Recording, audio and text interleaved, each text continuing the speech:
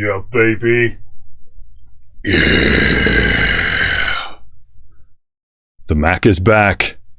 Back with another video. Hello, the initiated. My name is Marcus Jonikala, and today we're checking out Strezov Sampling's newest release, which is called Arabian Ethnic Orchestra. Might as well go to the website immediately. Also, sorry, it's been a while. It's been mad busy with all kinds of stuff. And as you might see here, we've kind of revamped, upgraded some of the video systems here. So I'm hoping this will also result in, slightly better experience when it comes to checking out these demos. But sorry, I've been away. Super excited to be back. It's been too long, and yeah, I love making this stuff, so it's a little fun to be back. But let's go to the website to learn what this is. I think the title explains a lot, pretty self-explanatory from that perspective, but they do call this the ultimate collection of virtual instruments from the Middle East. I really love this approach because it can be such a messy, long, convoluted process to, let's say you have an album or a thing you're working on in a certain style, and let's say it's Arabian, for example. What that means, that practically is a large collection of different sort of instruments. So you, beyond this kind of an approach where it's all bundled into one, you would have to buy those separately and get them separately. And that's a pretty gnarly process, can be a pretty gnarly process to go through.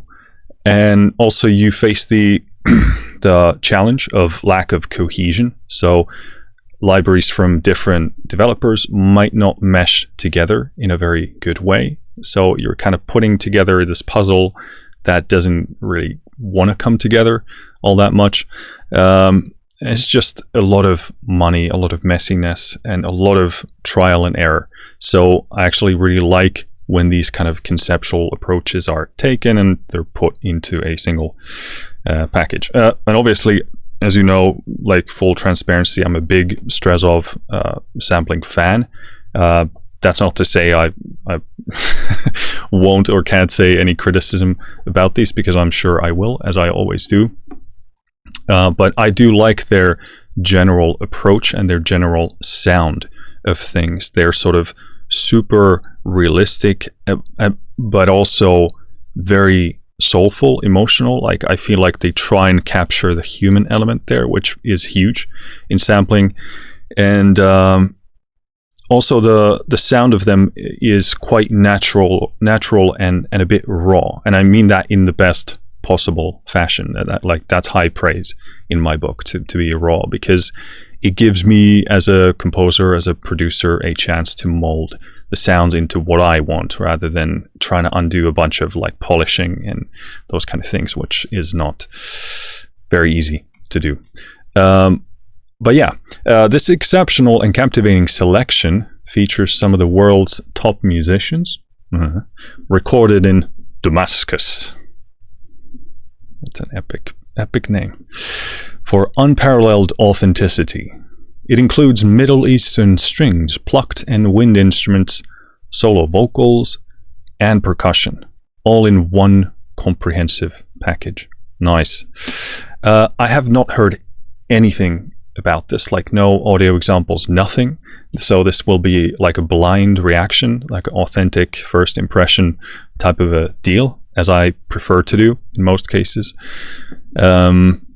But yeah, you have a bunch of videos there. I'm sure they are informative in ways that I cannot be, so go check them out. And some audio demos as well. They have this new unlock system in place, which, well, it's new, so I haven't done it before. But basically you open it up, it asks for a code, and you go on your Strezov account, get that code, put it in here. No, sorry. You open this in your DAW, then it tells you to go to the website user page. Yeah, go to the unlock tab, then take the code from the the library in your DAW, put it in the Strezov account, and then you get another code that you put back in the DAW, I think. But hey, super simple. It wasn't messy at all, despite my horrible explanation, but it was quite easy and fast. I don't know why they implemented that. Maybe they've had some safety concerns or whatever. But yeah, so basically, this is split into different categories, which are bowed strings, which are ensemble and solo, plucked strings, woodwinds, percussion, voices, sparks. Super clear, clean, concise. Again, I love this kind of a categorization. Don't know what sparks are though, so we're gonna have to see what that means. In addition to the articulations we typically sample, for this particular library, we wanted to really capture the authentic performances of the different musicians. So that just seems to me like a very standard Strezov thing. So I don't know why they kind of point that out. Features a bunch of improvisation instruments along with some interesting phrases patches. Okay, cool. Please download our manual for a detailed list of articulations and instruments included. Don't tell me what to do, Strezov. No, I'll do that at some point. The percussion section forms the backbone of the music from this region. We've included a variety of fully produced percussion loops along with individual instrument performances for each. Cool. Pricing, intro price is 299 euros. So this is one of those big boys. Full price is going to be full retail price 399 euros. So that's a lot of money.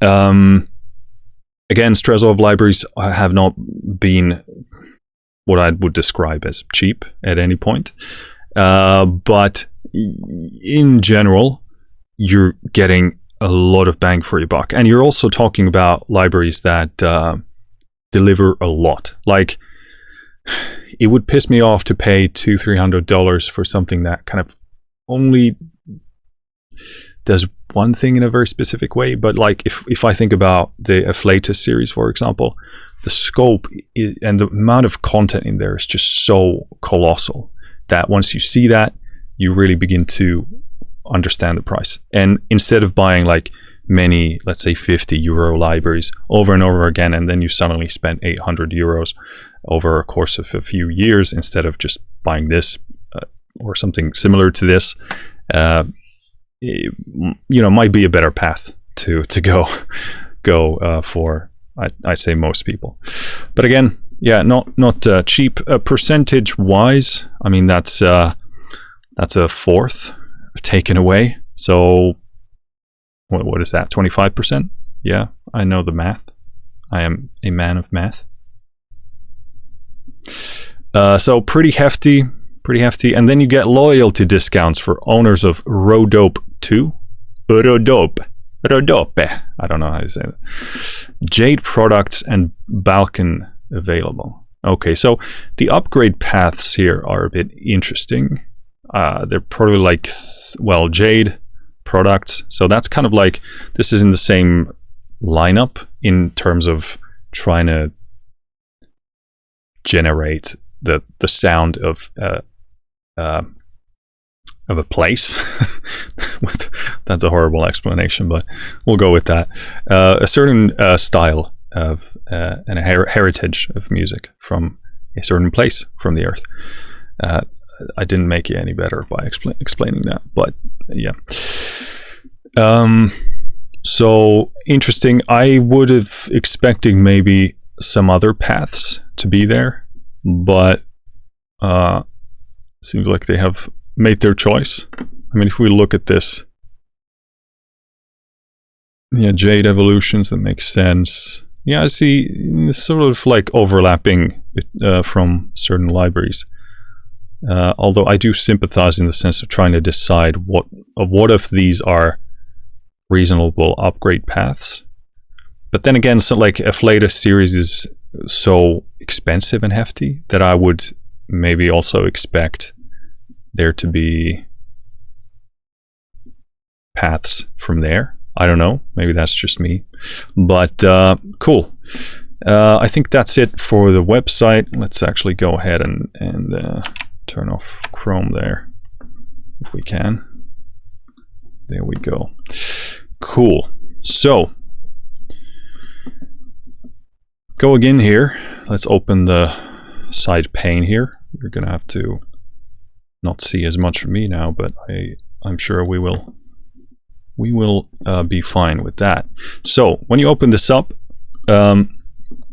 you get these 6 folders like we already touched on: bowed strings, plucked strings, woodwinds, percussion, voices, sparks. We're gonna go through these in order, just for clarity. I don't know if that's the kind of best way of presenting this, but as always, timestamps will be in the description and kind of on the video on YouTube, so use those in case things get boring. And in bowed strings we got 2 folders, ensemble and solo. So we've gone into solo, and in here very nicely you get basses, cellos, violas, violins, and then you get tutti, which means pacifier in Finnish. You learn something new every day, but in Italian, I think, it means together or all together, all/together. I think we're going to start with the tutti, the pacifier, because I want to get a better idea of the general sound of it. Let's actually go through these in order. So I'm going to open octaves first, and we'll see how that goes. But actually, before we jump into that, some basic stuff we should touch on. Transparency, Strezov Sampling did send me this copy, so thank you to them for doing so.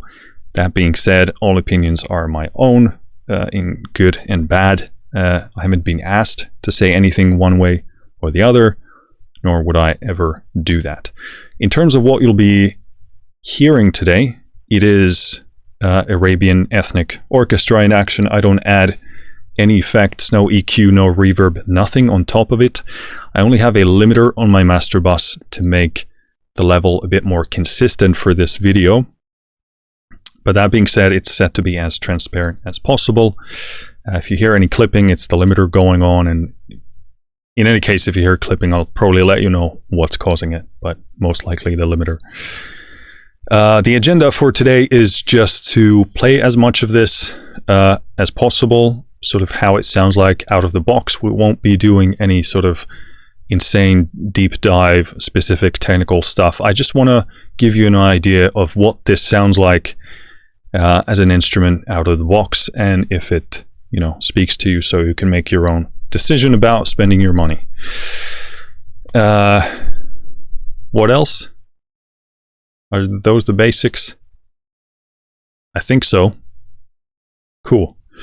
Let's look at the interface a bit here. Let me just make sure. Yep, we're not missing anything there.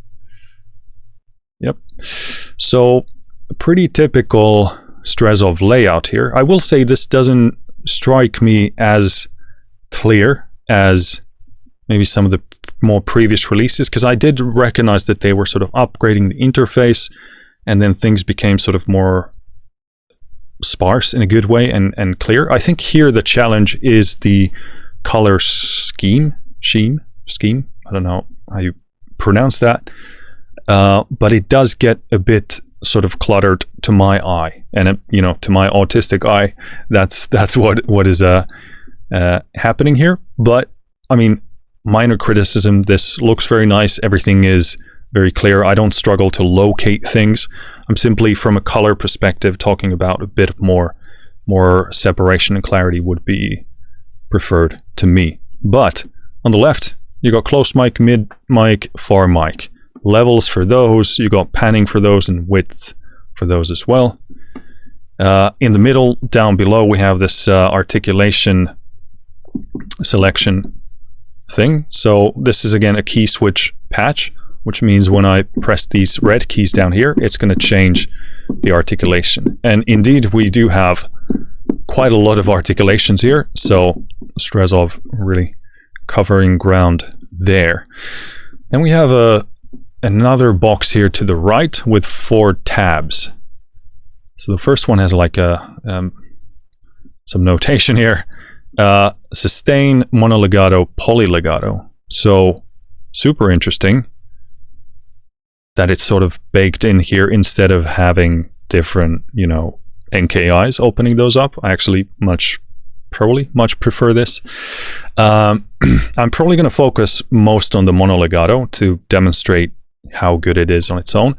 I do like the polylegato that Strezov does in general, and I think there's actually sometimes some sounds that end up working better with the polylegato, but I'm probably going to focus on the monophonic just to give you an idea of the best like possible solo legato potential, and then you can then combine that with other monolegato lines if you want to do that. Mono speed, cool.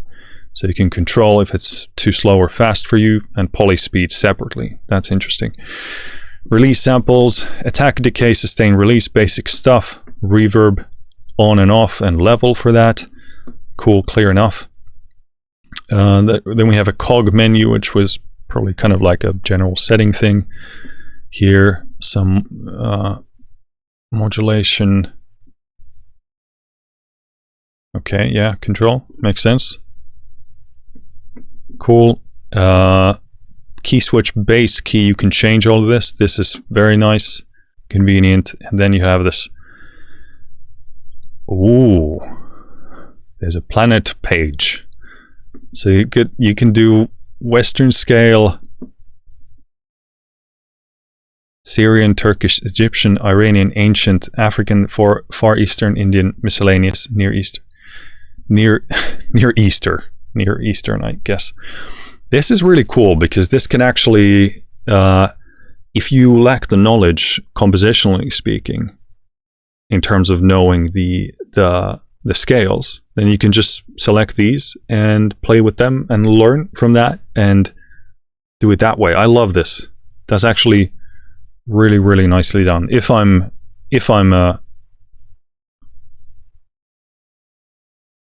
okay. Yeah, I think it does.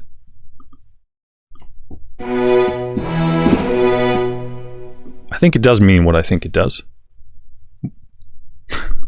But anyway, okay, so Ensemble Tutti, so this is all of the strings together. We'll get going with this. And again, this is mono legato. Bear with me as I get a decent level going on here.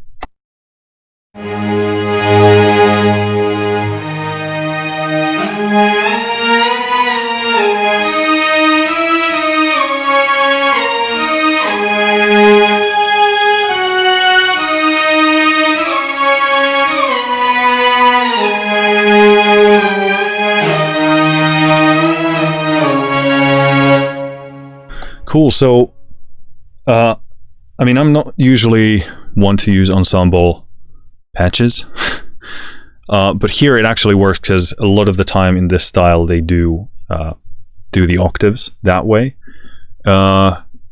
So yeah, and they stack.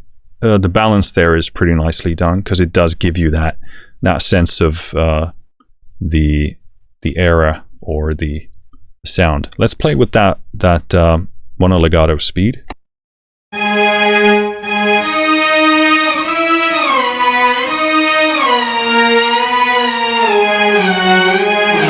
So here we're dealing with the slowest one, so let's play slow.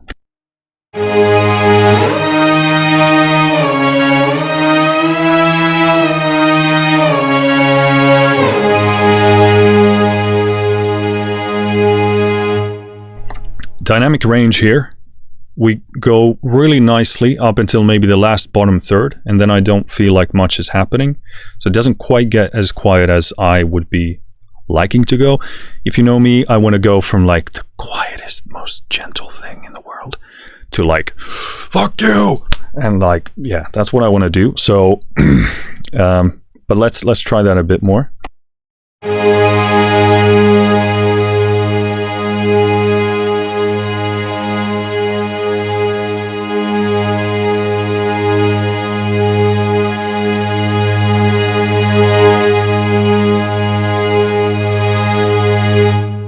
Yeah, it's like a bottom third of that isn't really doing anything there.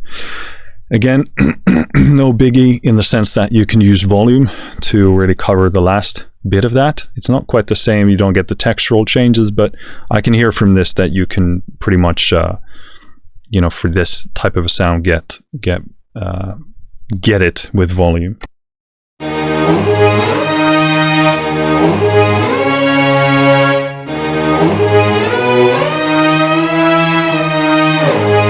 So yeah, that wants to be really slow. You can't really go faster, but let's put a fast speed.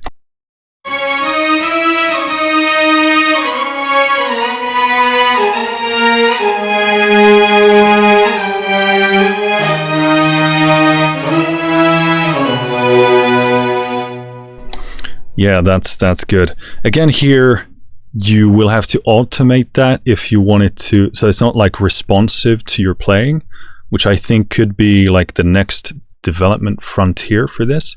That would just make it, again, a lot better, so I don't have to program this stuff because I'm lazy, as you know. So, but that works really, really nicely. Then you will just have to do your programming for that, which is, again, we're living in a world of luxury. Again, I really like the sound. It's really capturing that kind of like grainier, dustier sound. And again, even for these kind of octave things that are sort of can be quite typical in the style, I would still probably use individual sections to do that. But yeah, that can be a really big time saver, and it's also kind of like, because a lot of Strezov presets or sounds, whatever you want to call them, in libraries, they want to sort of nail a very specific sound for a specific style. Like in afflatus brass, you get these, and strings, you get these different sounds that are aiming for a specific, even movie, like a specific era or specific movie sound. And I really think that's a great thing. That's a great option to have. But what I love even more is that you're not locked into that, because you can also get these things sort of individually as well. Tremolo.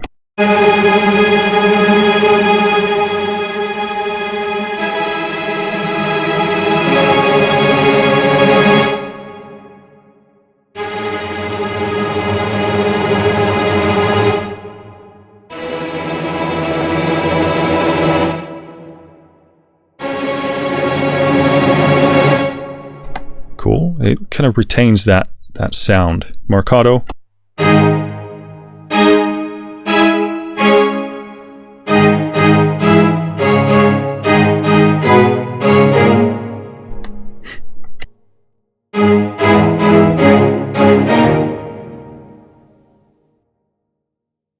Spiccato.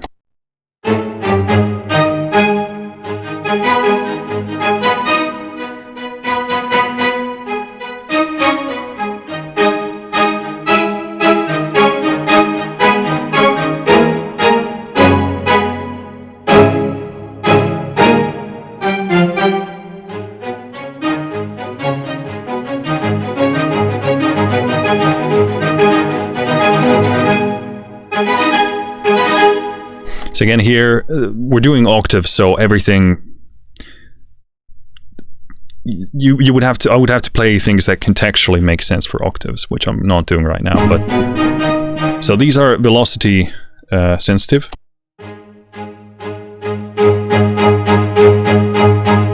So that's the loudest, and that's really the quietest. So we're not talking about like a massive velocity scale here. And also when I'm playing it, I'm finding it difficult to find the notches where I get like a Like an appropriate response. I think it's more due to the range of the velocity here, which is not super big. I feel like the change in the dynamic there is more volume based than like a textural change, which makes it automatically for me not like a thing that I would go for.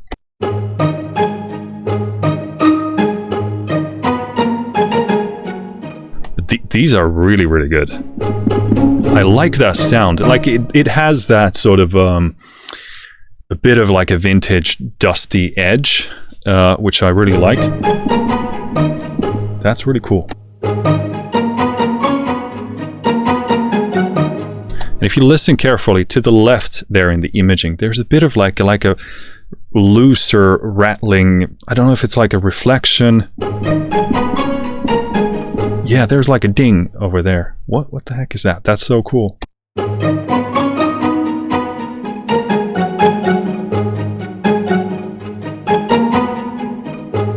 Almost sounds like a piano or a harp or like some kind of zither or something. But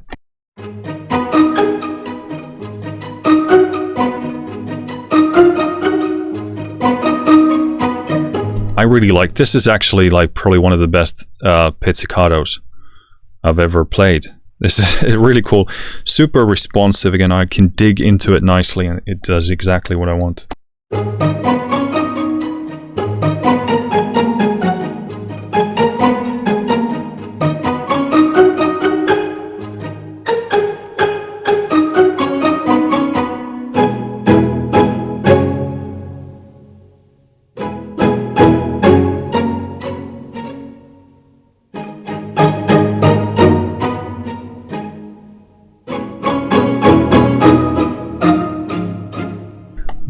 Oh, dirty Strezov, dirty boy. That's beautiful. Trills.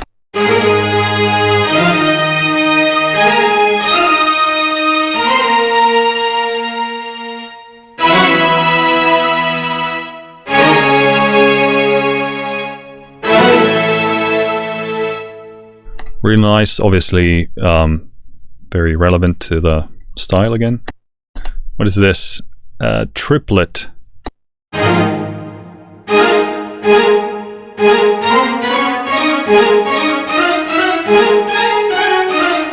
Yeah, again, here you can hear what they mean by the performance thing. That sounds really lively. It sounds like it's alive.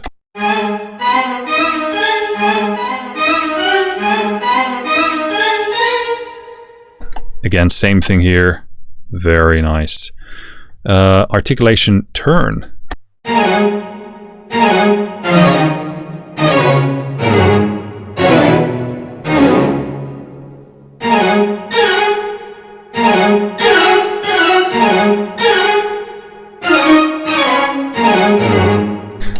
The sound is super beautiful. Again, like that's a vibe. They like capture that style super nicely. Very good. Turn major.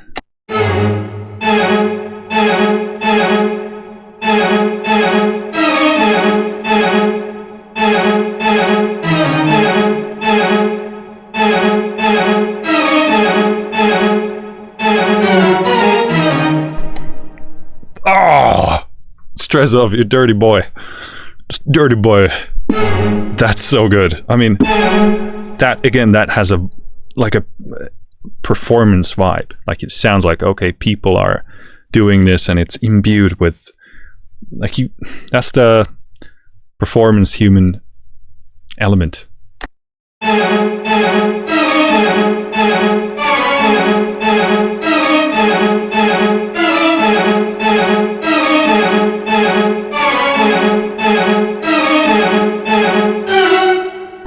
Fuck me. No, literally, don't do it. But that's really good. Vorschlag. Die Vorschlag.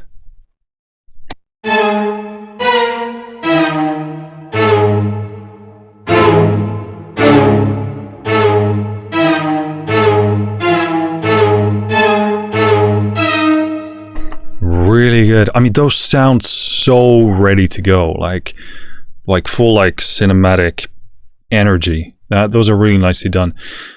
So far, what they talked about, the performance capturing thing, really, really good. Vorschlag major. Vorschlag major.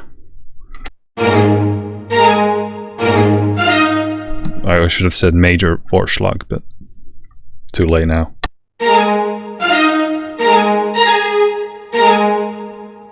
Yeah, very, very good. Good stuff. And then going into ornaments.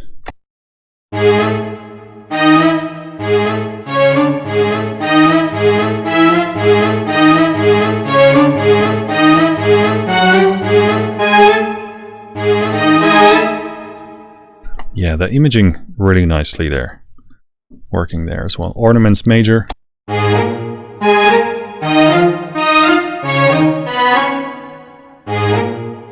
Such a full, beautiful sound there.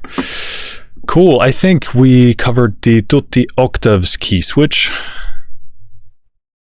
Going into Ensemble Tutti key switch. I mean, again, we're not gonna have to. We can't touch all of this stuff because there's just so much in here. But we'll try. Let me actually check here. Yeah. Okay, so this is presumably non-octave.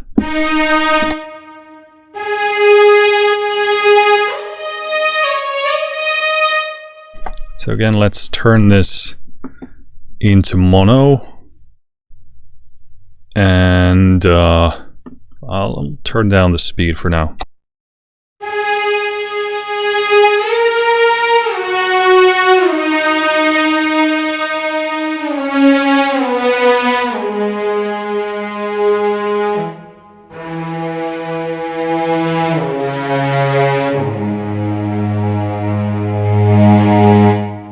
Yeah, I do wish that it went quieter, to go to like those really dark, sensitive end of the velocity range.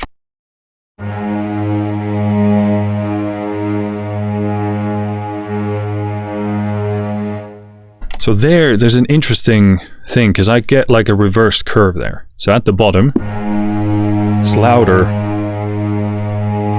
and more aggressive than it is here. We get that rattling here, but don't get that here.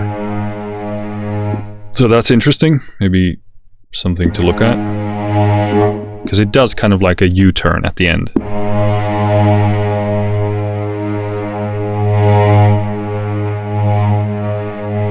So maybe something to look at.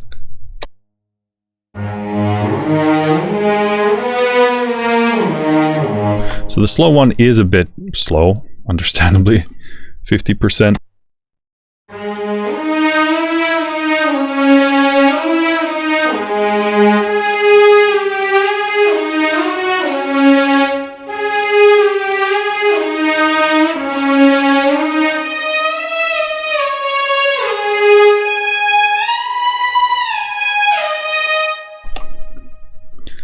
Full speed.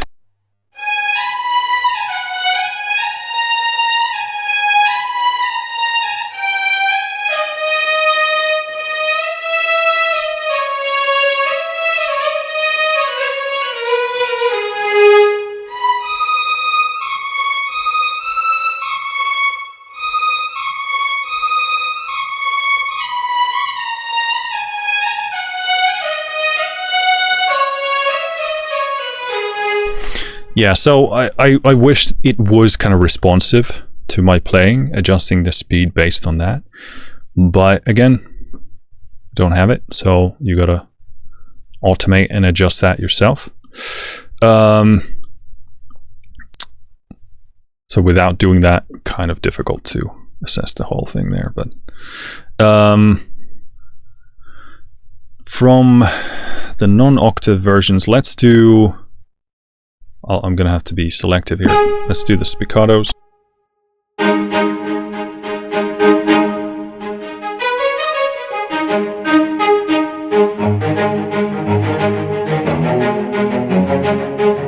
Okay, Okay, so spiccatos without the octave immediately a lot better. These feel really nice.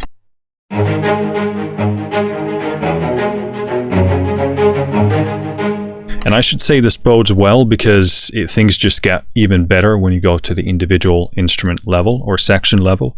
So this is really good. We're kind of going from like from, in my opinion, in general, not specific to this library, but if you go from like ensembles to solos, things just kind of get better the deeper you go. And also if we do ensembles as an octave, did I say that right? Go from yeah, the full ensemble into the individual sections, and then even ensemble as octaves is in general to me not as flexible sound wise, because you got the more baked in stuff you have in a sample, the harder it is to pull things out of it. But again, these are ensemble spiccatos.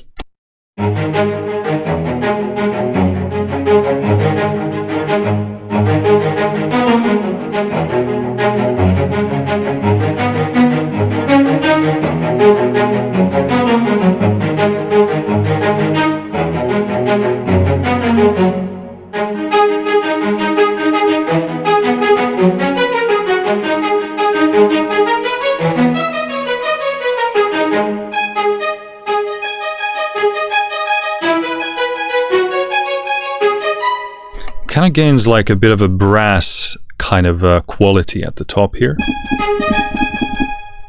And again, that's like obviously specific to the style that they wanted to capture here. I really love the sound overall, not just from like a Arabian sound perspective here in the bottom, but this could be like, and will be really good for other styles as well. This sounds really good.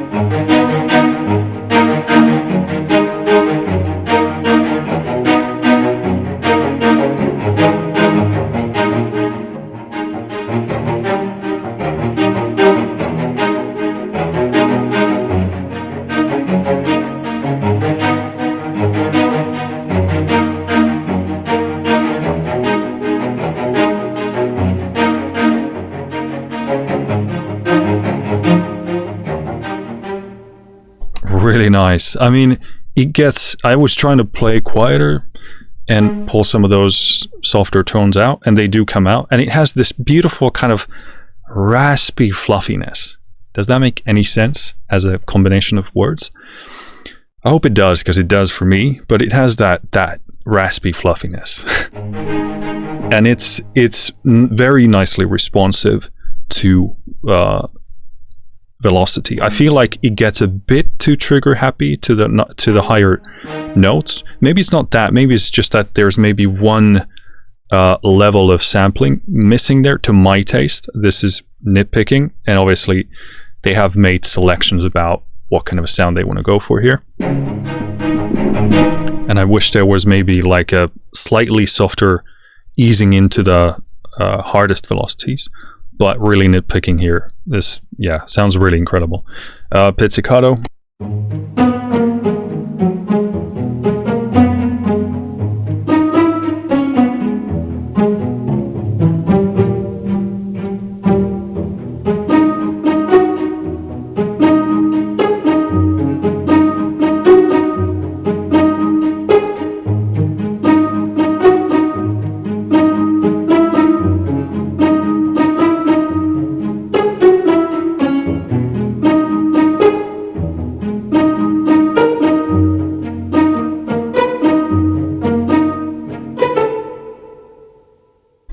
You know that feeling when you're after something and then you balls it up? Beautiful sound. We did discover the zither there, or sorry, I guess what would it be? It's like I'm blanking on it now. We'll find it here later, but it is sacked in there, and it works beautifully well. There was that one note where it was very clear there on the left.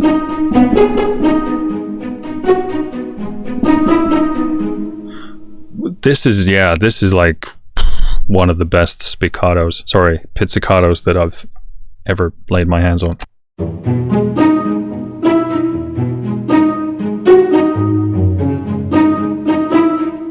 Oh, that slight rattling there on that one note on the left. Oh, that's so good. And that layering of that. What the heck is that instrument? I gotta get this right, okay? It should be a plucked string, so it's probably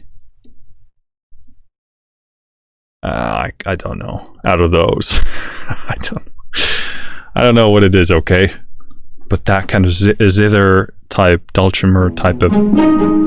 It so beautifully pairs with the top end of the strings there. It kind of like extends in this kind of a bit like metallic glass top end roundness there.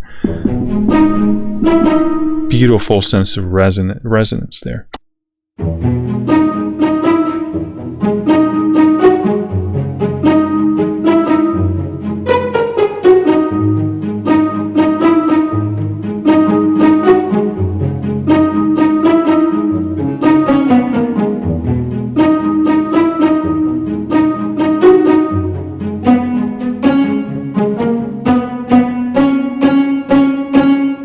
There it is. Yeah, one of the best ever. It's the best, okay. So yeah, these special performance articulations. Let's do a couple here.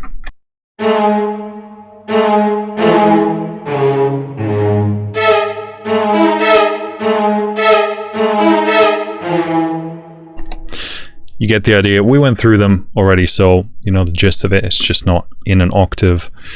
Let's do a turn here.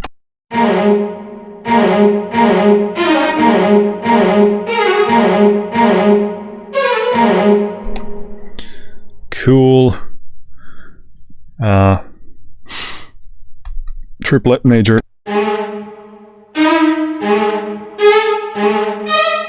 Yeah, I mean, these are just like no-brainer good. We don't, I'll just stamp on it. These are really, really great. Those performance articulation things. Cool. Let's try and plow on so we don't get super bogged down here. So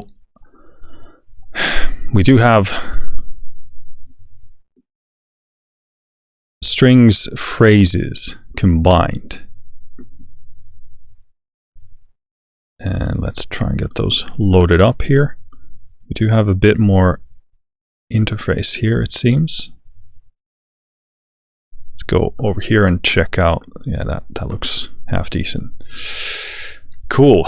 Okay, a lot of color stuff going on here.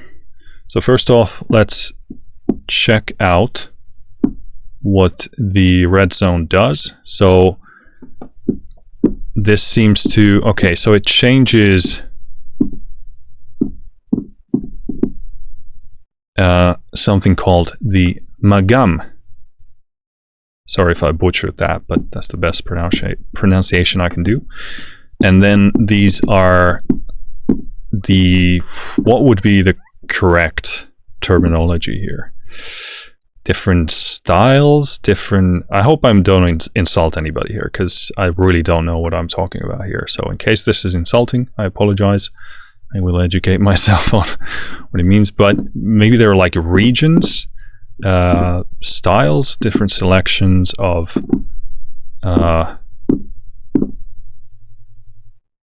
things. They tell you the root key. Interesting. And yeah, so let's get playing here and see what's what. We'll go in order, and this is Nahawand. I don't know any better ways of pronouncing that, so sorry.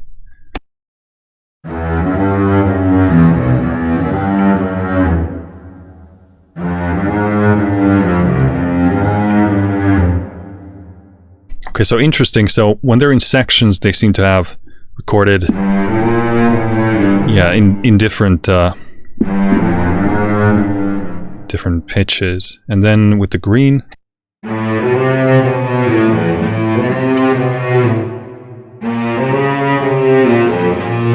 okay, so the green, yeah, tells you the root key, like it says here in the middle, if I read.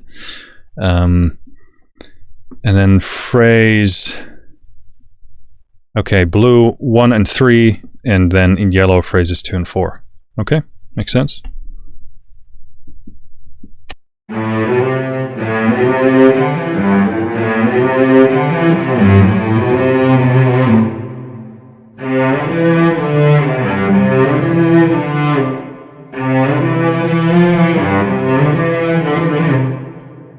Cool.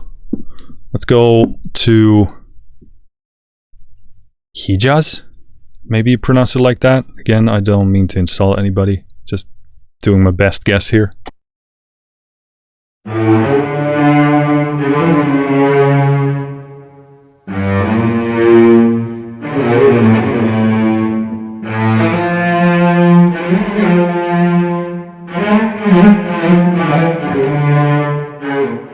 Cool. I really love these as an inclusion, because doing that with samples, otherwise playing it, it demands a lot from the sampling, from the player, and also, like, as a composer, I don't necessarily know how to do all of those things.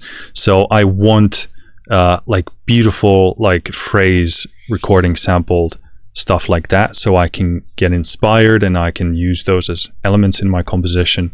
And I can also, so much of what sample libraries do is they teach you, so you learn things from them, and then you can do it another way, beyond, you know, phrases and stuff like that. But it's a great way to learn about music, especially when it's, you know, coming from the other side of the world, so you know the kind of stuff they do there, and yeah, you get also obviously beautiful, realistic sounding sampling. So this one is called Bayat, or that's how I'm reading that.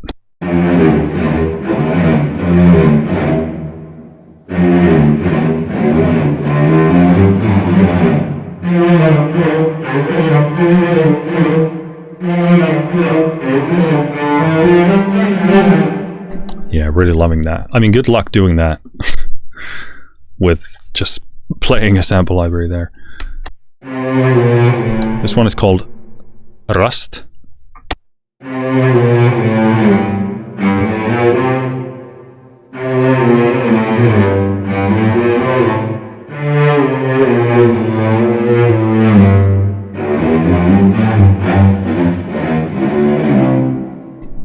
Yeah, fantastic stuff. We get a chord magum here.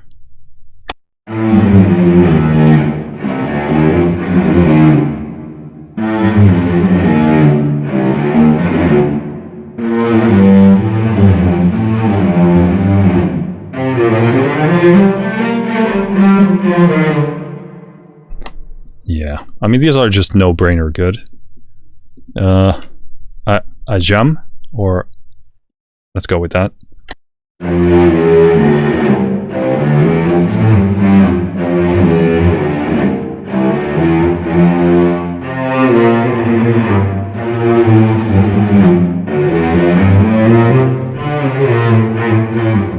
Yeah, I don't actually know. Okay, let's learn. What are... Let's wait for this to come online. Magums. Magwam, I don't know. Arabic magum. The Arabic magum is a melody type. It is a technique of improvisation that defines the pitches, patterns, and development of a piece of music. There you go. Learn something every day. Cool. Then you got two more, Siga and Saba, but let's move on, otherwise we'll never get through most of this. Very cool. I mean, those are no-brainer good.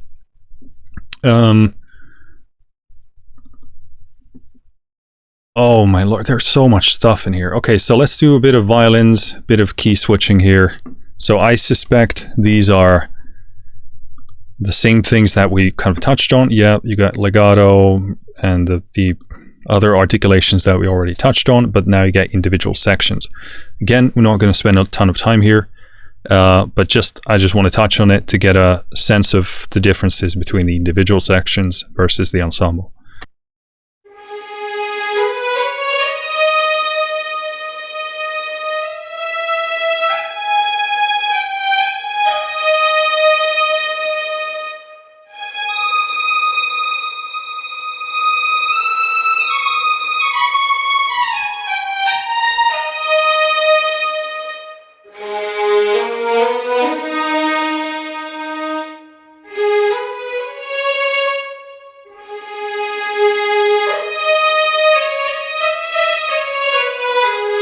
Yeah, here you really got to program the legato speed there, because with this kind of a style, there's kind of like a tugging to it. There's a bit like there's a term here, I'm sure. A bit of like a tug, a bit of like a portamento slide, but it's sort of a bit, what would be the term? I don't know, but you know the style, you know the sound for this kind of style. So that makes it very challenging for the legato to sound right. And also you'd really want to use these for this specific style. So if you're not playing the right things, it will not lend itself very well to that. This is the slowest speed here. And also we do have the polylegato on, which is not what I want. So mono.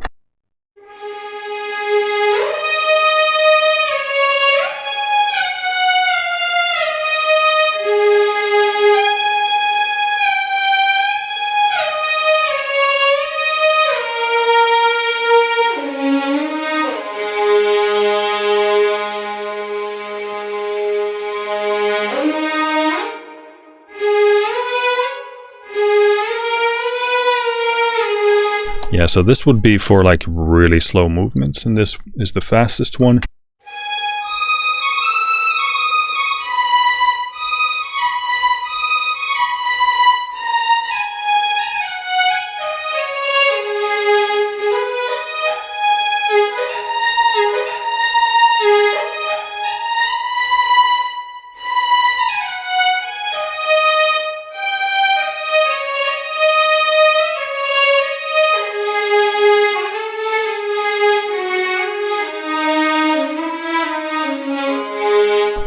Cool. I feel like you get a bit more when you have the individual section. You can listen to the details in the dynamics and the texture a lot. So it just, when you build things from individual sections, will just sound a lot better in general than ensemble things. I always go for individual sections myself, unless it's an exceptional ensemble thing, patch, sound, but that's pretty rare. Spiccato.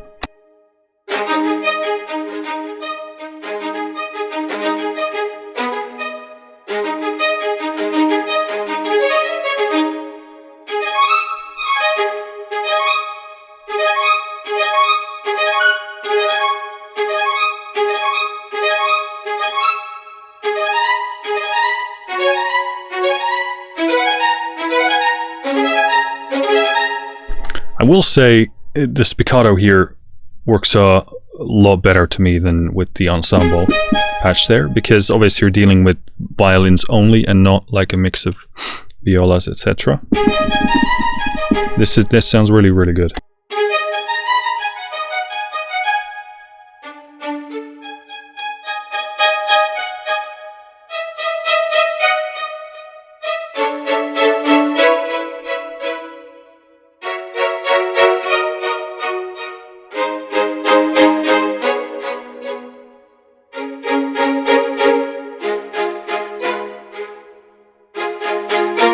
The sound is really, really, really nice. This is even like, even a lot better than what we did with the ensemble there. So spiccatos are exceptional. I don't know what this means in terms of the pizzicato, because I was already in love with those, but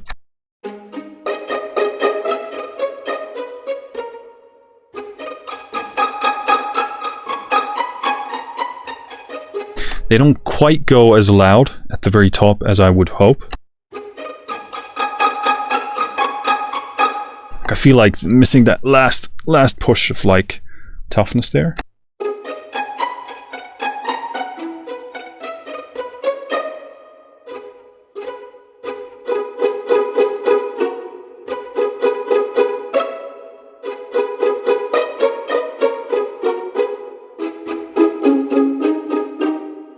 The texture is absolutely stunning. The imaging here. Yeah, it's just insanely good. Cool. Let me try. Okay, well, we got to do some of the phrases as well. And this is the difficult. These are such colossal libraries that it's just a lot of stuff to touch on. Well, actually, it seems like, yeah, okay, we're dealing with the same magams here, and I'm guessing these are the same phrases as well. So we've concluded those sound really, really good. This just gives you the flexibility of obviously doing it in sections. So big fan of that. Cool. Awesome. Let us we'll do the cellos. We'll do a couple of key switches here. And then we got to move on to the solos, because otherwise I'll be here for the rest of my life. Cello legato. And let's do monophonic. Let's start with 50% speed.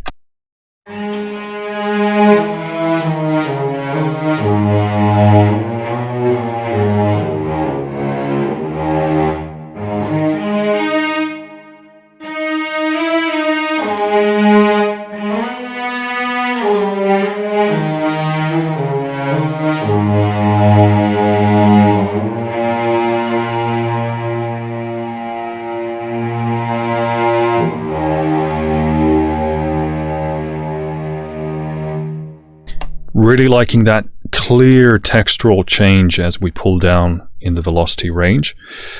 Again, missing that last maybe 1/6 or 5th of maybe 1/6 would be better, of like a super gentle velocity there at the end. But again, with volume you can emulate that.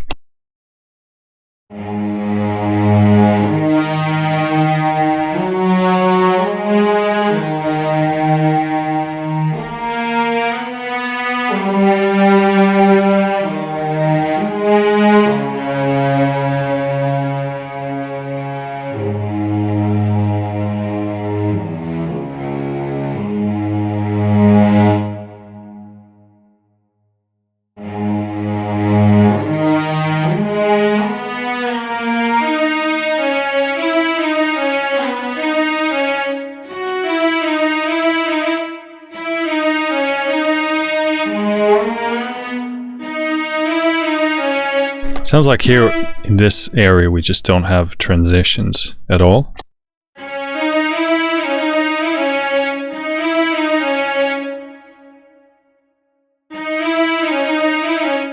Yeah, it just sounds like they don't do anything there. But when you go back down here, the legato comes back online.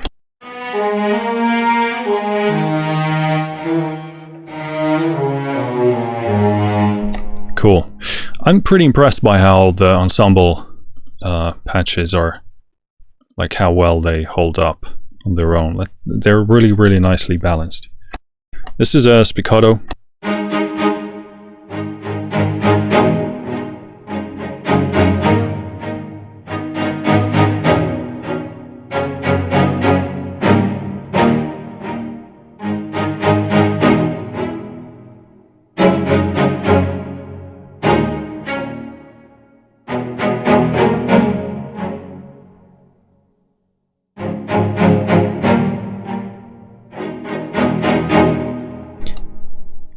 Just absolutely fantastic sounding. Again, it has that kind of fluffiness to it, but a bit of rasp. And it really responds nicely to your playing. very full, ready, cinematic, balanced sound.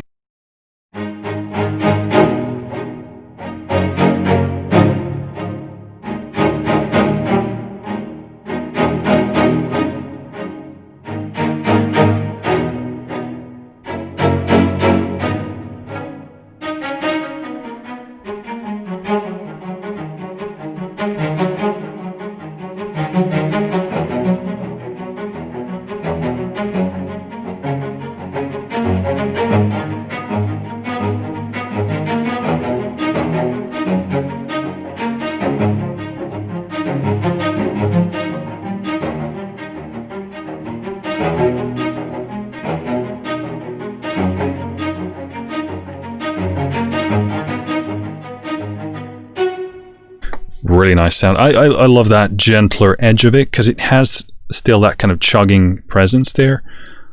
But yeah, really well done. Pizzicato.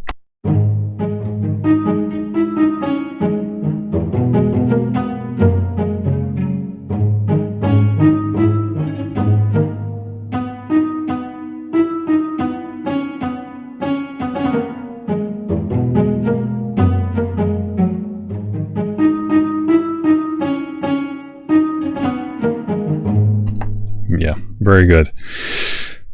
We have to move on, as much as I'd like to do everything here. Solo strings. So, okay, so these ones come only in sections. We'll start with the solo violin. Interesting. We got 4 different sections here. Let's just go in order. Articulation crescendo short.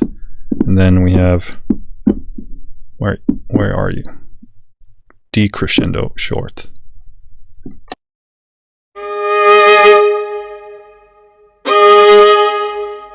Bit of limiter clipping there. Let me pull back.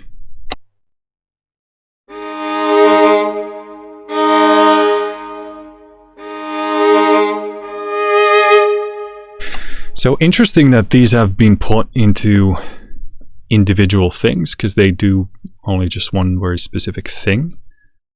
Not sure about that. And then we got improv here.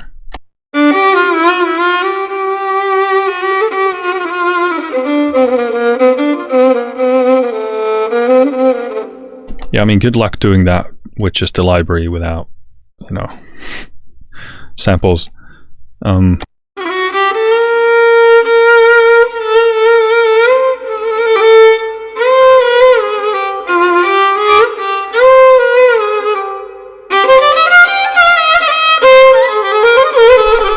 That was the limiter clipping there. These get a lot more aggressive than what we've done so far.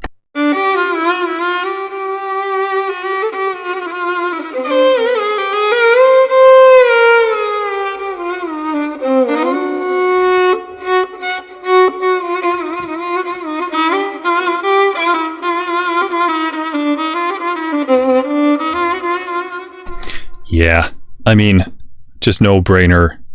Fantastic stuff. Beautifully played, performed, captured.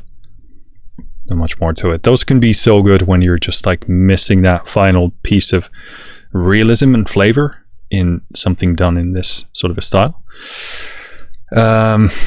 Solo violin, key switch. Okay, so again, these seem to, yeah, use the same articulation list here as the ensembles do.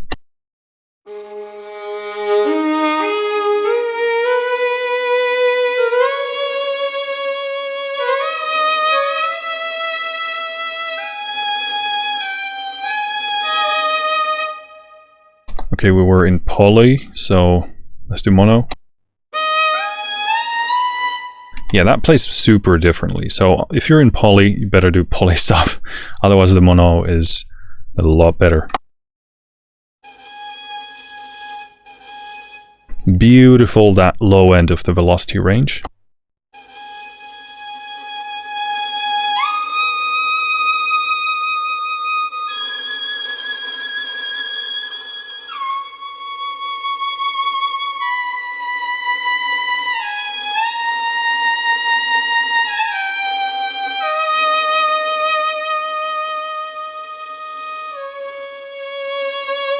So these ones have the kind of more like the velocity range that I was hoping the ensembles did.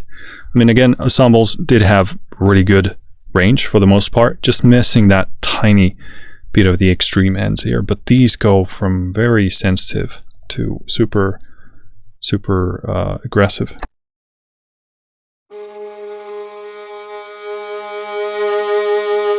Let me actually bring the volume back up.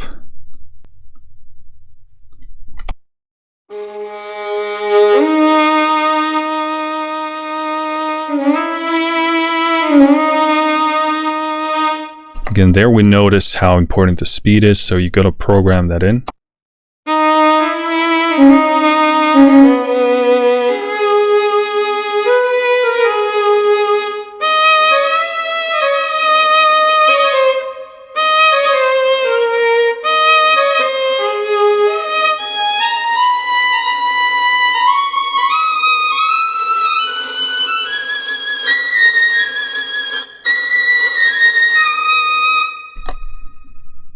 Yep.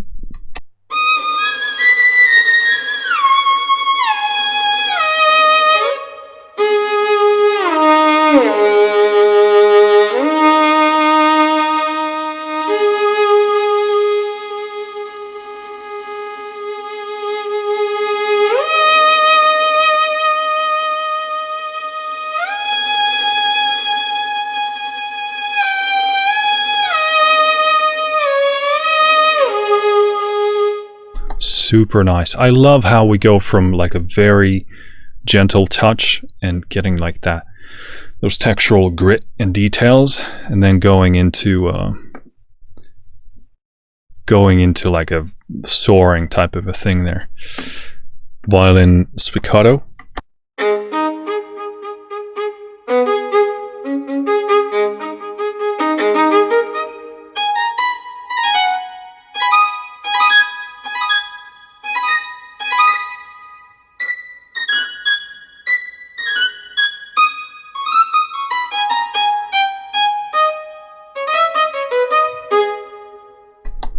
Cool, nice. Let's do the pizzicatos.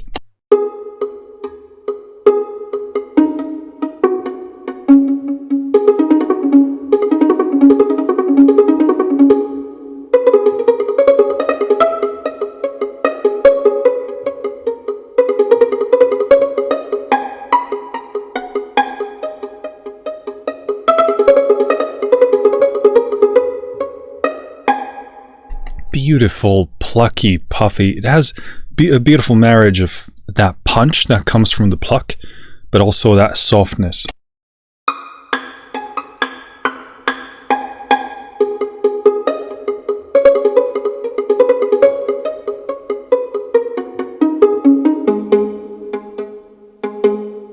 Yeah, one of the best pizzicatos I've heard. All right, let's do... Oh, we still have phrases. So I'm guessing, again, phrases are, yeah, they're using the same Magam system there. So I would just guess that these are...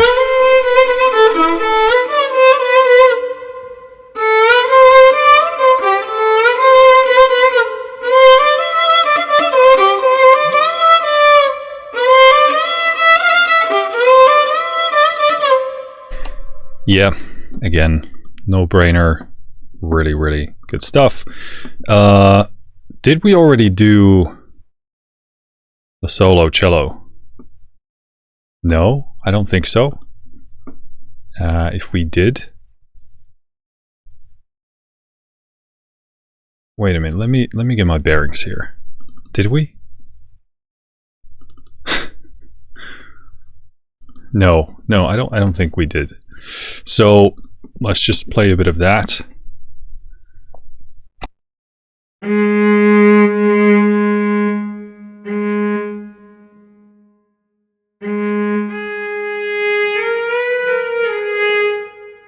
Again, we're in poly world, which loses that realism for individual lines. So unless you're really doing polyphony, then use the monophonic.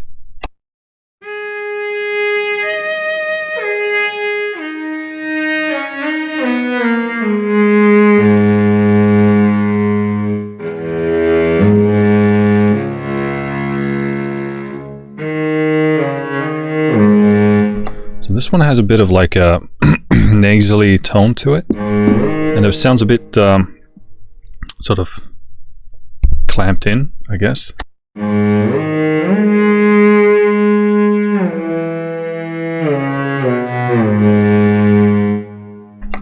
That's a slow speed, and then fast.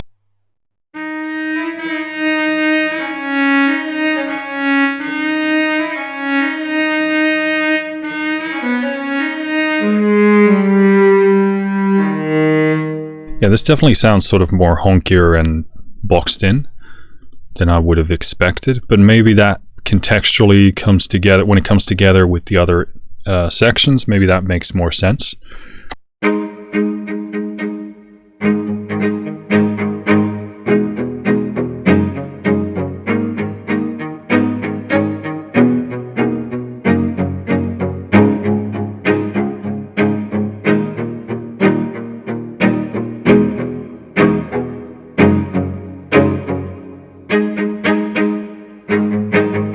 Yeah, in a kind of a typical fashion to some string sample libraries in general, it has kind of a more top-end focused tone, and these can be really good when you pair this, for example, with the ensemble. You can get a bit more top-end if you want the sound to be more transient focused, sort of more percussive.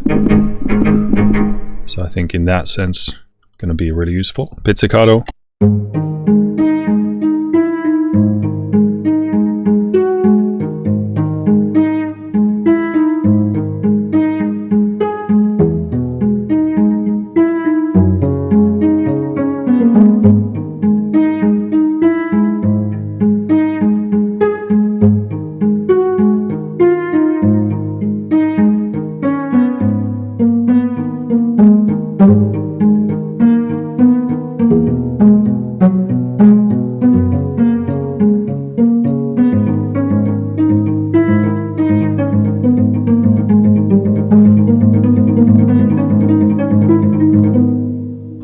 Nice sound. It's this again works really differently from like the ensemble pizzicato, for example, obviously because it's only the cello. So you really, depending on the sound you want to go for, you gotta choose one or the other, but I hope that demonstrates the difference a bit. Cool. Then we do have the bass, we do have the viola, but we just won't have time for that because this is already getting so long. So moving on to the plucked strings. In E-Saz, we got improv phrases and key switch.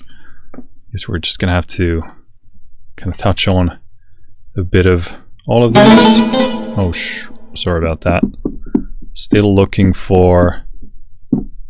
Okay, so this one has megams as well, which you choose by the key switch. These are a lot louder than the playable stuff, so let's pull back the level.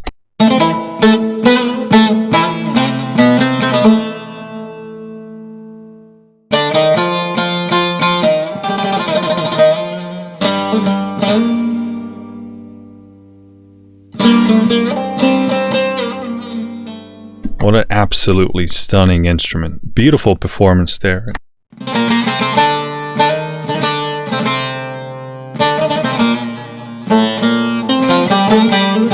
I think we get the idea here that all of these performances, all these things are super nicely tracked. And to me, they also tracked and performed and everything. They also sound very... because the difficulty with phrases and stuff like that is that you can make them too wild, and then it becomes very difficult to integrate them with your pieces, but then you can make them also too mellow, and then they sort of don't really do anything for your track. But these sound to me to be like a nice balance of those things. So you can, on one hand, get inspired and write based on the phrase basis, or you can integrate them into your track and they will make sense, as long as you're working within the, obviously, the style of the music. But this is Saz, let's go with that, key switch. Here we have only 2 key switches as far as I can tell. So we got sustain and doom. No, sorry, we have 4 tremolo and ornaments. So sustain.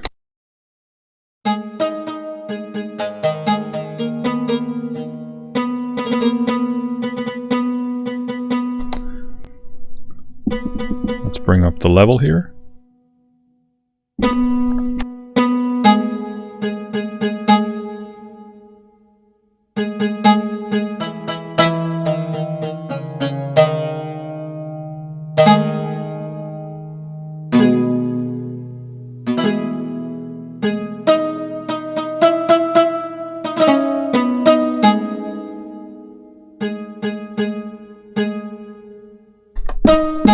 Yeah, these are pretty difficult to use for me. Let's try the doom.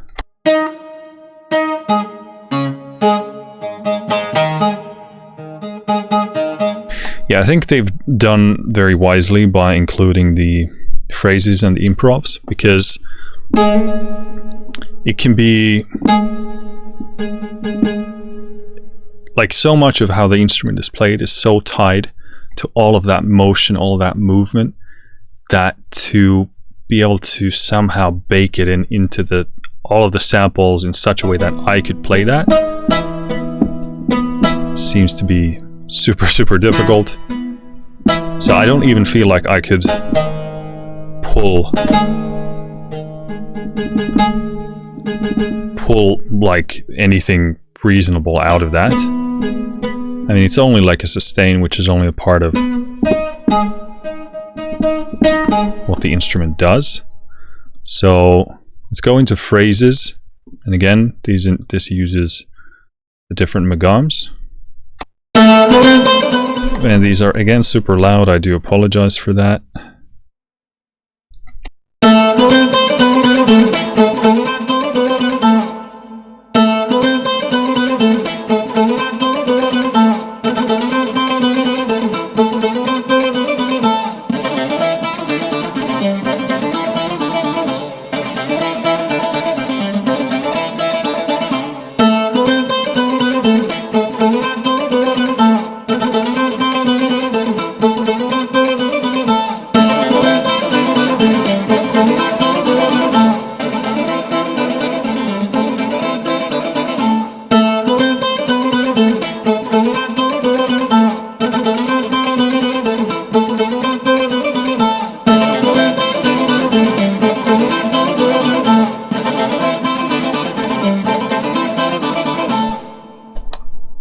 That's it, I'm done.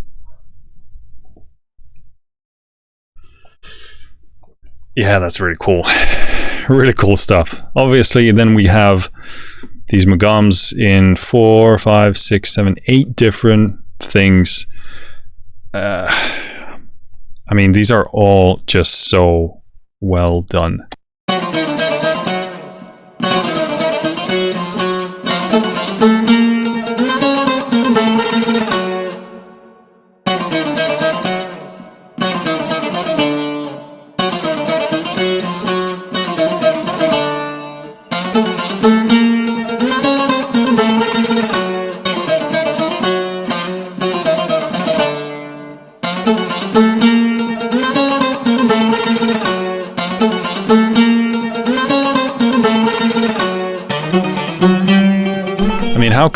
How could you replicate that in this, like sampling all those individual things and then baking them into some sort of a control interface where I can play those things? So I think they really nailed it with this approach here. And I mean, these are so good, and also like even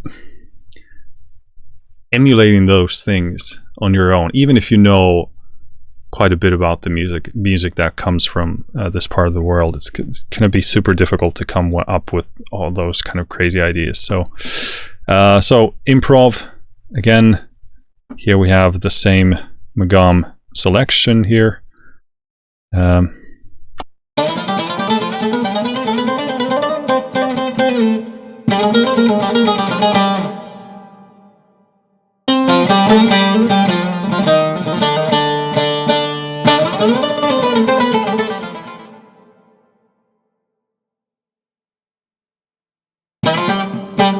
I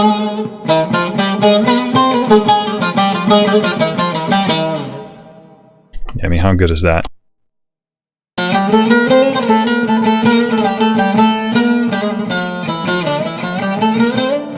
Yeah, I mean, the sheer volume of stuff you also get here, because you got the different magams, but then you have, like, look at the amount of keys we have here. All of them are like an individual sample, and then you can obviously use parts of samples as well. So, yeah, there you go. Oh, did we loop around? Did I balls this up? Did we go into phrases? We're supposed to be in phrases. Oh, we were already. Okay, cool.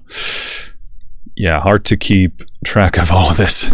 The ode, an instrument that I actually know. I mean, I know the sound of saz, but I think I've heard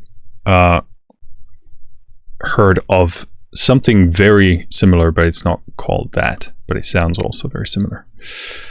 The ode. I don't know how you pronounce it, but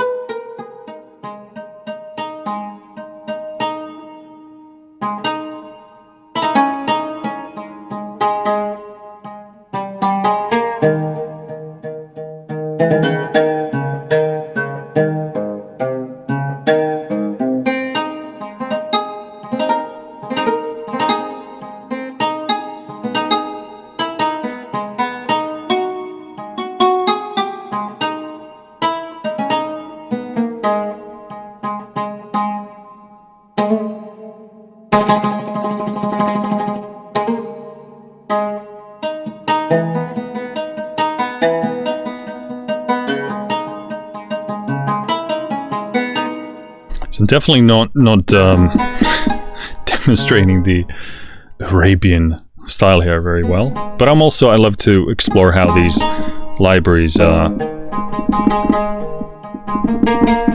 sound like from a different angle as well, because again, this instrument has overlap with a bunch of other string instruments, so you could actually use this to do layers with something like a mandolin or something akin to that.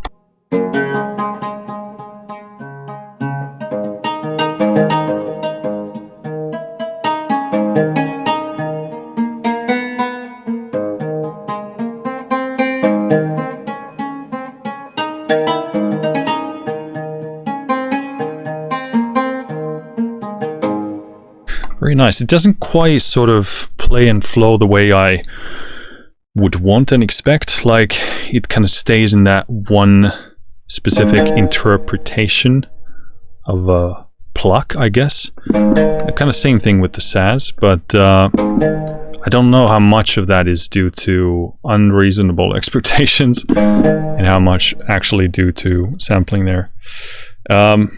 Improv.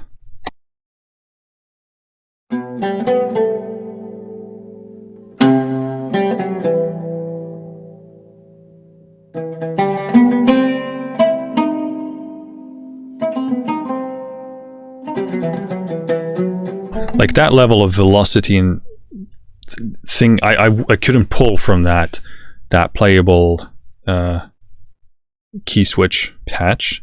It's just like couldn't really dig into that level of, because with the ode it could be possible, just knowing a bit more about the instrument, but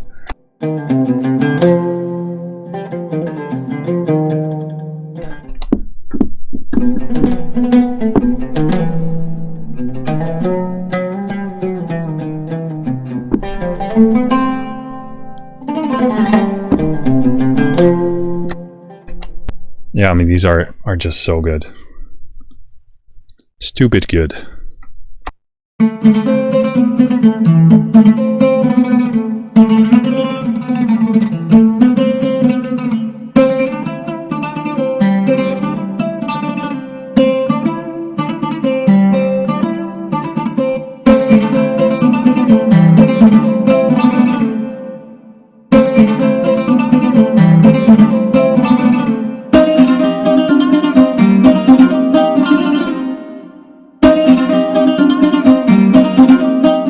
There's that one note that doesn't quite harmonize like I would want to, but it could be fixable. Yeah, really nice. These have a bit more of a boxier sound, so they're tracked in a sort of a different way.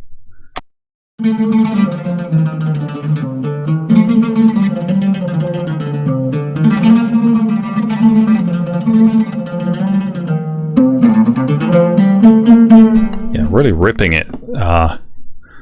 Good for you, old player. Really ripping it there. Oh, there are two odes here. So I'm guessing they have different sort of styles.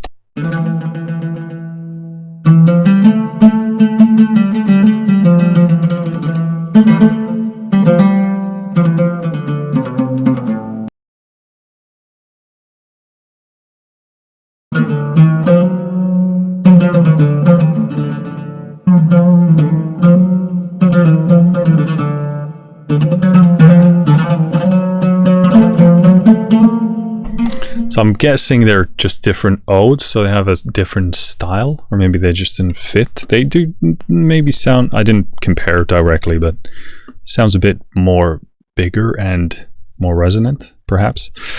What I wish the phrases window also had a window of the phrase sample, because that would help a lot with, because sometimes you're looking for something specific, and when you work with waveforms for long enough, you kind of, when you see something, you know what to expect. So that will save a bit of time. So just having something like that, just like here in the improv window, that would be super useful in there as well.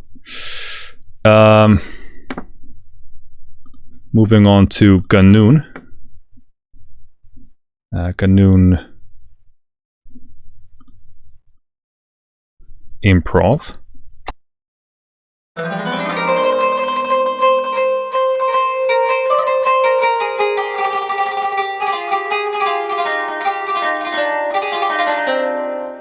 These go hard.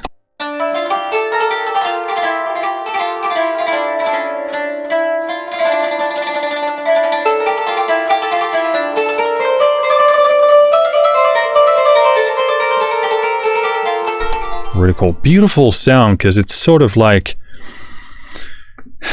marriage between the resonance of a harp, but then like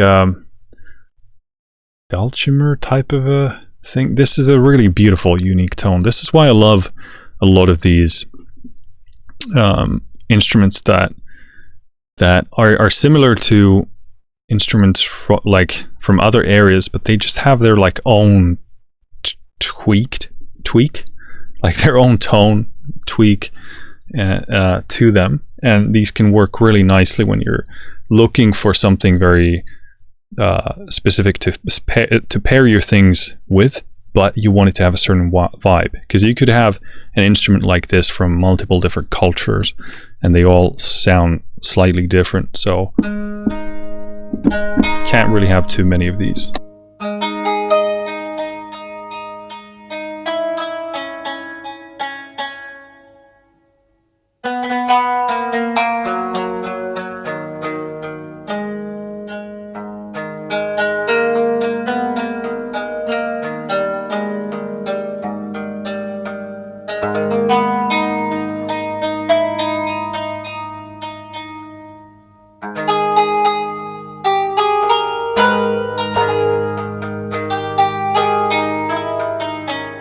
So out of the plucked instruments so far, the playable key switch staccato thing, this is by far the most playable and expressive one.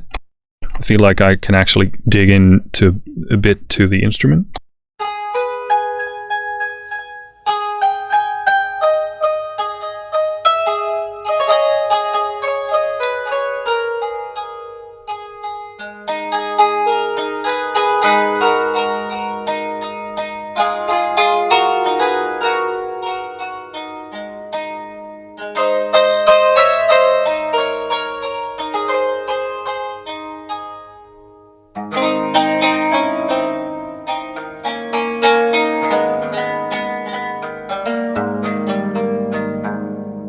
Yeah, beautiful, beautiful instrument.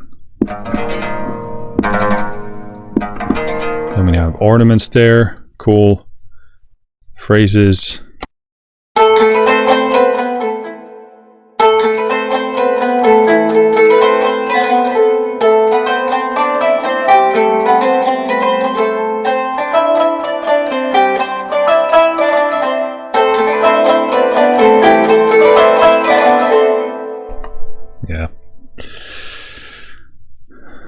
phrases solo.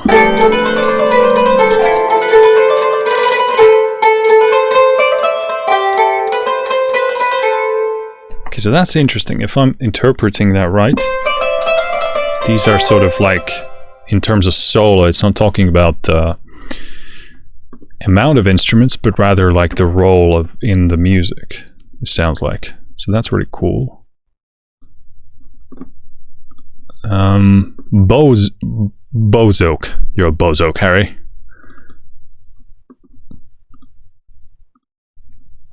I also love that they actually include the instrument there in the middle so you can see.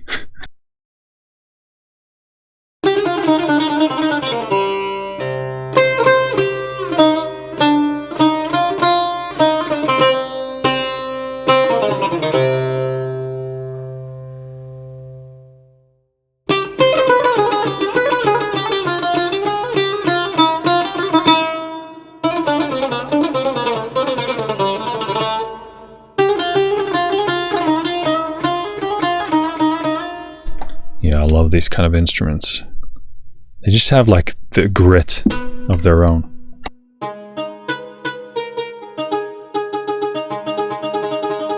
Yeah, I mean, I don't feel like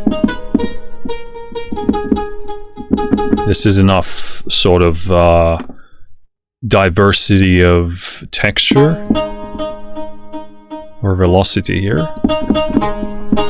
I know they're just sustains, but they kind of ring and resonate in a very specific way. So I don't feel like I could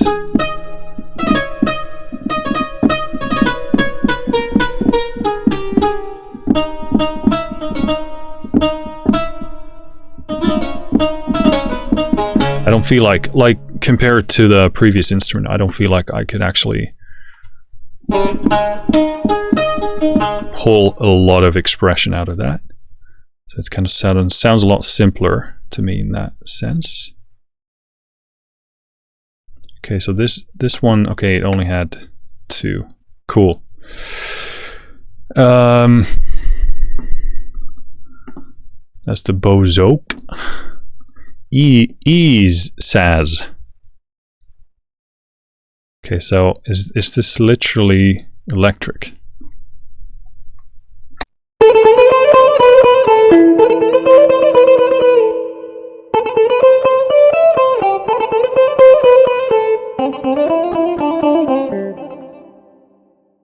Let's take a different megam so you don't hear the same one all the time.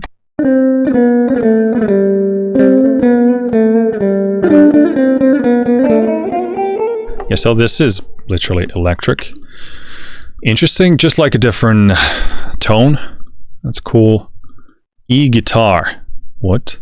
And these 2 electric things only have phrases in here.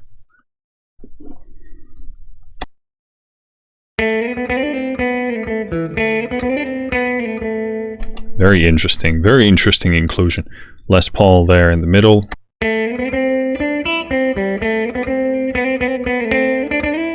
So I guess this kind of bridges some of the gap between the today and yesterday, if you will. That's interesting. And then combinations. We're not going to go into those because hopefully you get an idea of what those things do. Very phrase and improv focused, which I actually much prefer based on what I saw there and heard. Going into woodwinds. Let's start with the nay. The naysayers.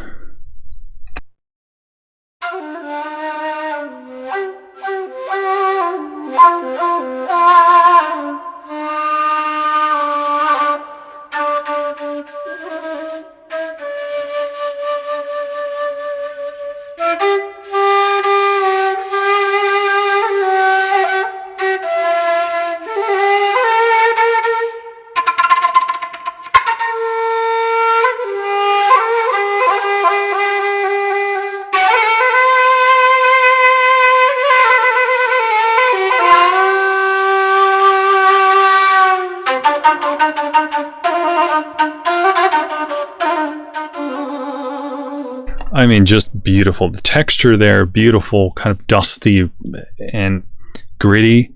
get a nice bit of air and a nice bit of what would you call it? Well, let's go with that. But it's just, yeah, beautiful, beautiful tone. And again, these phrases that they're doing here, super, super soulful and vibey. Key switch, sustain.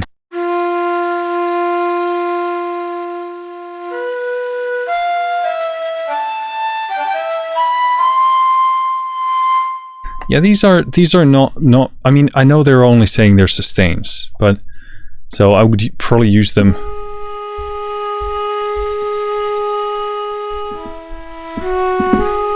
This one does say it has mono legato as well. I don't really hear much going on there.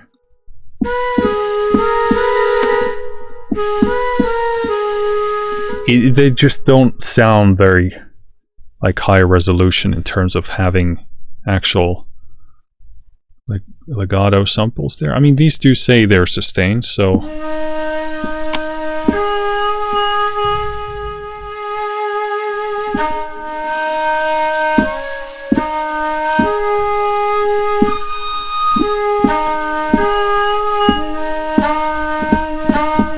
interestingly,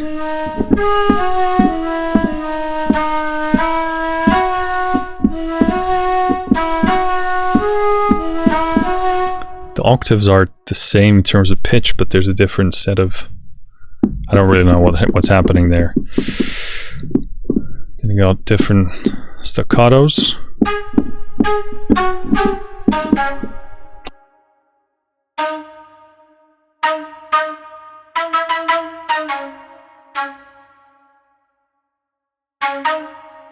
Yeah, I would really need to stitch a lot of these different articulations together to get to anything kind of sort of decent. If I was going for long notes, I would have to stitch the sustains together somehow. But this isn't like, I'm as me looking for things that I can play more immediately. I don't want to be programming tons of layers to get something that sounds sort of half decent, and that's what I'm hearing that I would personally be able to pull out of this here.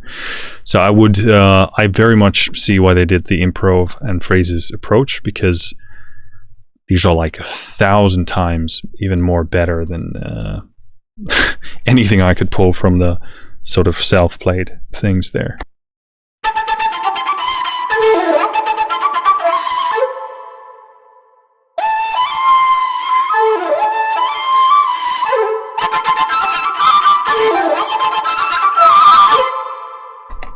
Yeah, a bit of clipping there from the limiter. Let's try a different magam.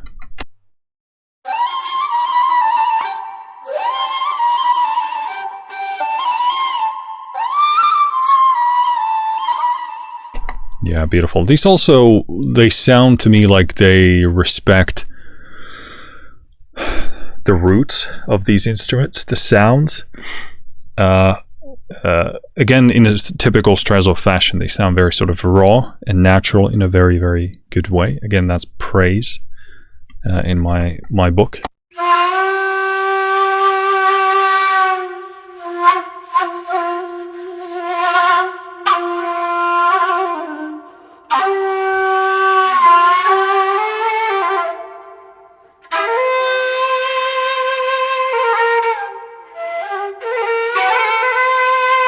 Just the sense of air and raspiness there is pretty much perfect.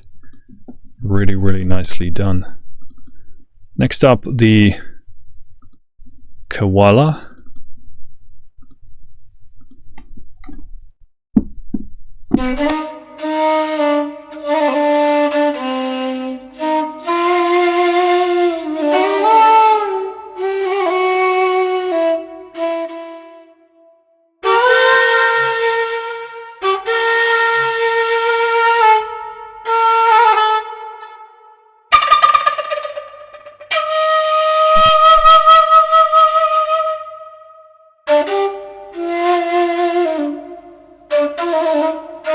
Yeah, I imagine that's really difficult to capture the kind of the raspiness of it and that kind of punch edge, but keep them keep them sort of so airy and puffy at the same time. It's a really nice balance.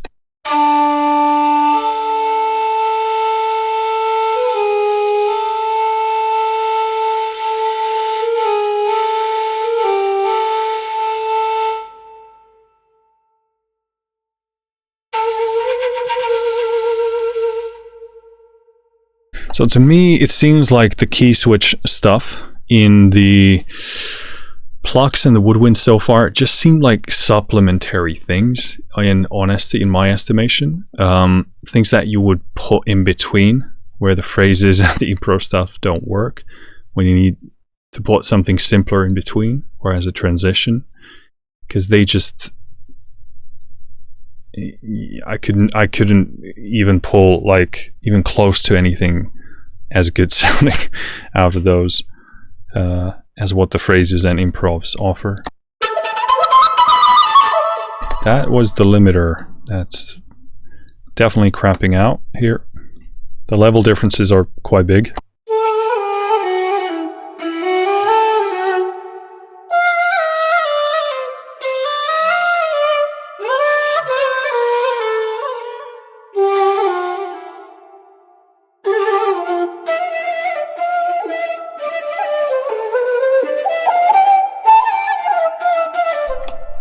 Yep.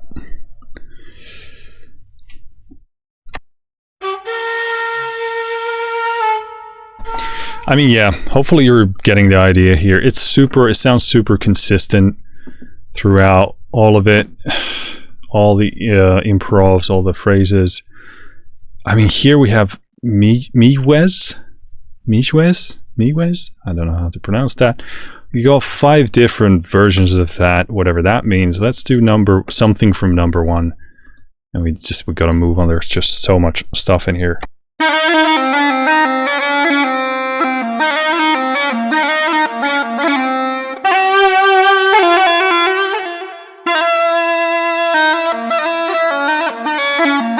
I'm sure everybody recognizes that instrument from this part of the world.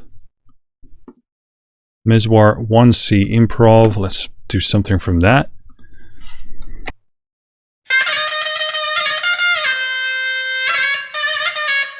This is a party instrument if I've ever heard one.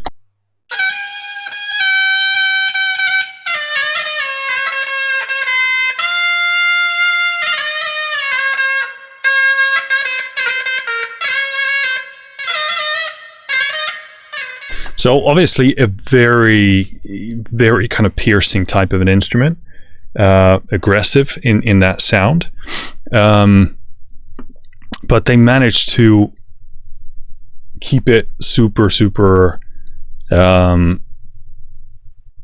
aggressive, but in a way that doesn't tire your ear. I mean, obviously, if you're dealing with something like this, eventually it's gonna, do a number on you.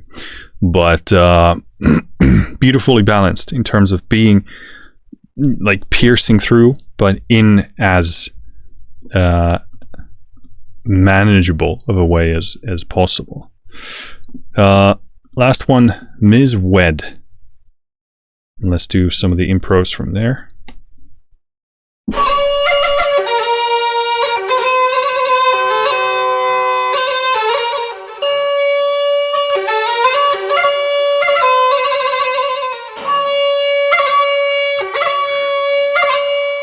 This is the Arabian version of the bagpipe. Cool. Okay, so that was the woodwinds. Moving into, I am getting rather excited here as a drummer. Moving into the percussion, and we're going to start by looking at the loops here. Cool. So not much of a kind of looper user. It really depends, but as we're getting to things again that are very specific to these cultures, and again those players know things that I just don't know, and even if I did know, couldn't manage on an instrument like this. So loops in these sort of very specific styles that can actually be super useful. So let's play some of these. Okay, so, well, I mean, before we get into that, we got a massive different selection of stuff here. So you got some time signatures, and then names. Wede Sofiu, so Wede Al Arabian Ayub. Why do I even try and pronounce these? Because my Arabic isn't exactly well, it's non-existent. So, but let's play some of this stuff.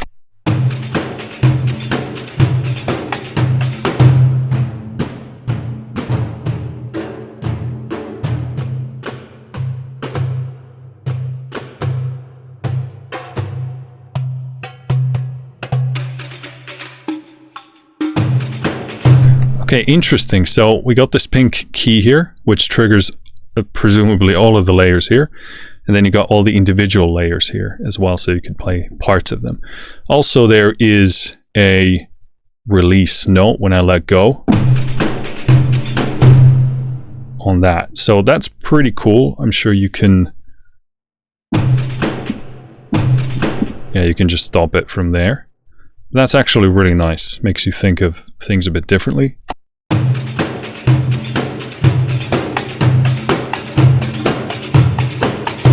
First thing, imaging here. Again, in typical Strezov fashion, this is super full, natural, raw, cinematic, and also, again, human.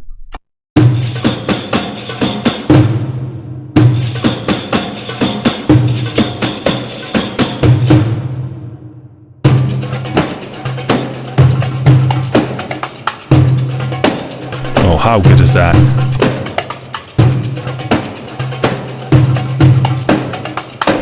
We're dealing with percussive things now here, so we will catch some of those peaks there with the transients, but again, I'm keeping an eye on it. Let's not alter the transient peaks too much, but for level consistency reasons, we better catch some of them so we can bring up the lower level of this.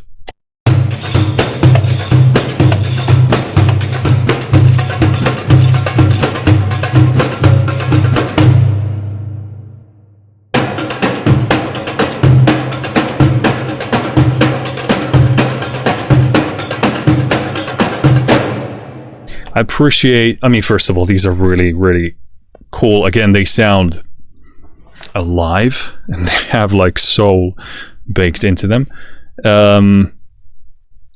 What else was I going to say? Oh, maybe it will come to me.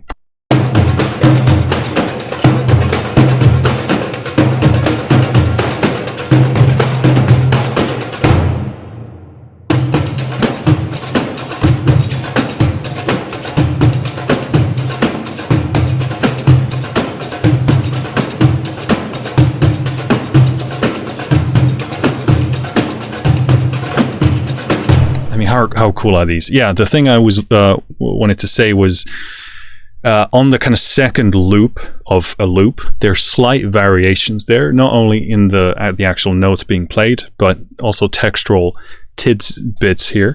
So they're really nice. They keep it alive, and also, yeah, what I really appreciate about these is that they're loops, but they're very much alive. They don't get boring. They don't get loopy. They don't get super obvious in that sort of a way. So these are. Yeah, really, really, really good.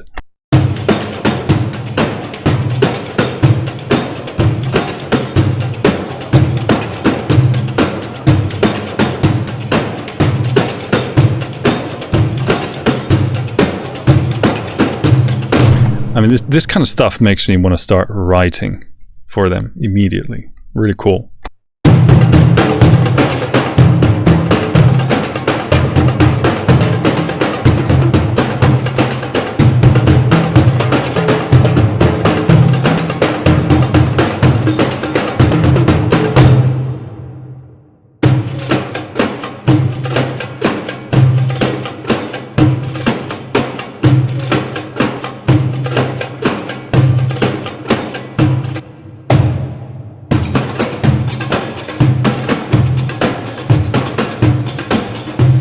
Oh yeah, I like this.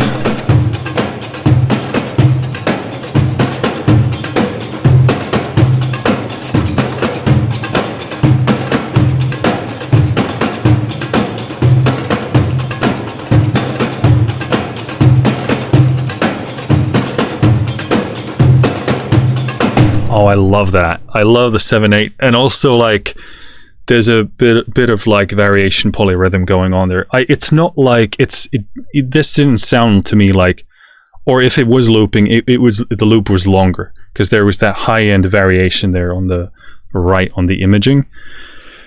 Yeah, these are, man, I love these a lot.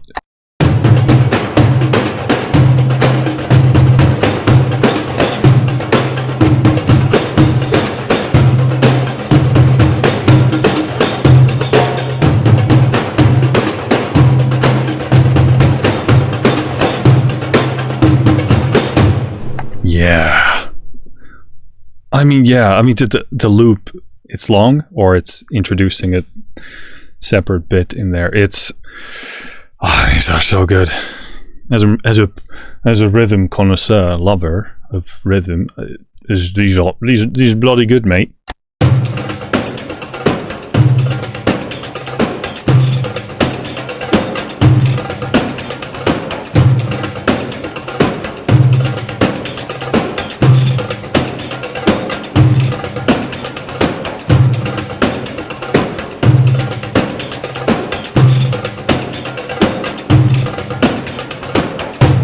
Yeah, I mean, the variation there on the top, jingly things.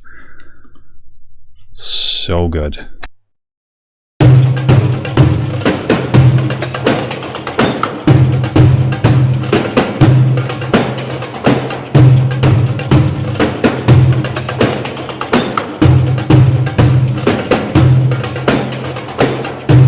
Yeah, I mean, even at that length, we were getting the variation there at the end. And I love the slight polyrhythmic stuff there. It's really cool.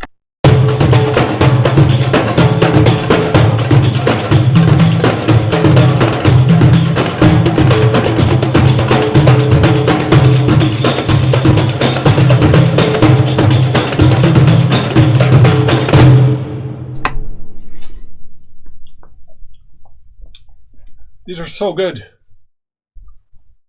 Come on. Come on, Strezov people. What are you smoking over there?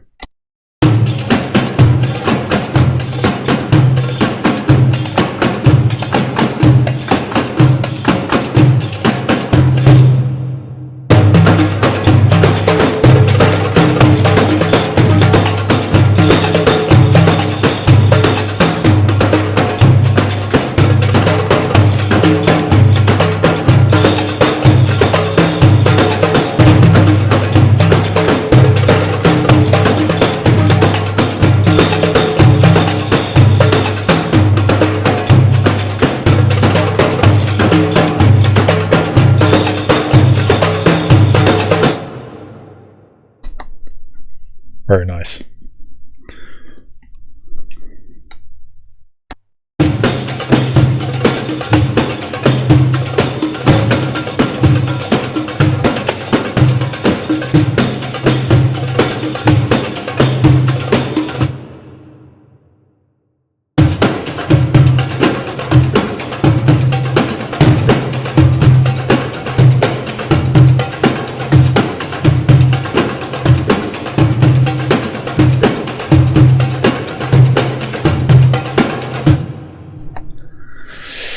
Yep.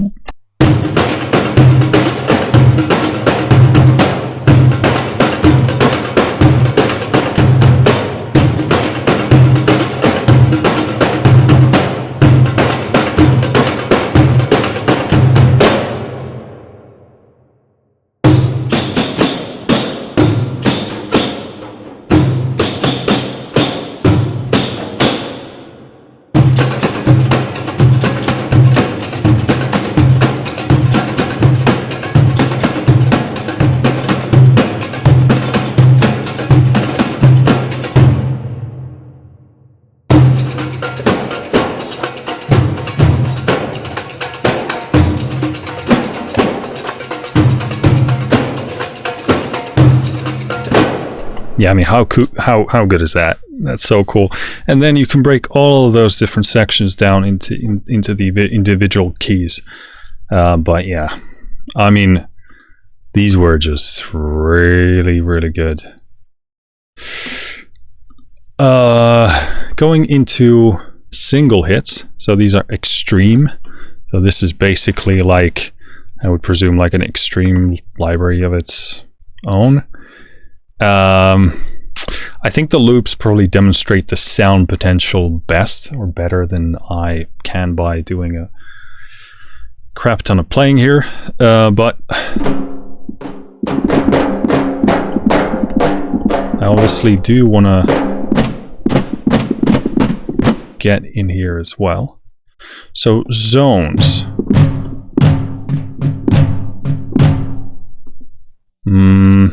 Okay, so this is a bit much.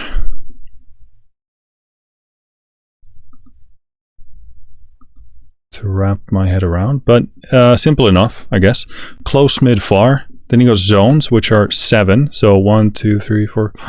So which correspond to the colors here. And the one that is selected changes into purple. Okay, does that make sense? Cool. So then you can, as you select them, you can select a folder, which gives you more options. We got Mazer, Regue, Sukel, Tabla, and then you select a preset into that slot, if I'm understanding this correctly.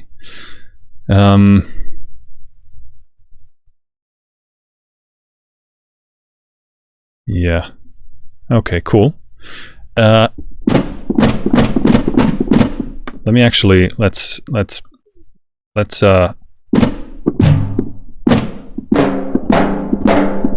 did it reset? I'm not quite sure. For to be safe, let's try and do something with this kind of default configuration here.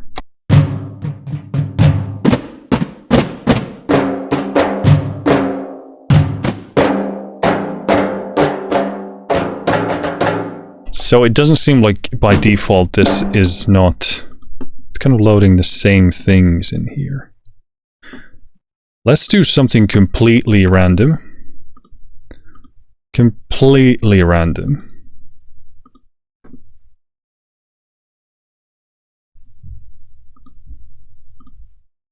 As I said, completely random.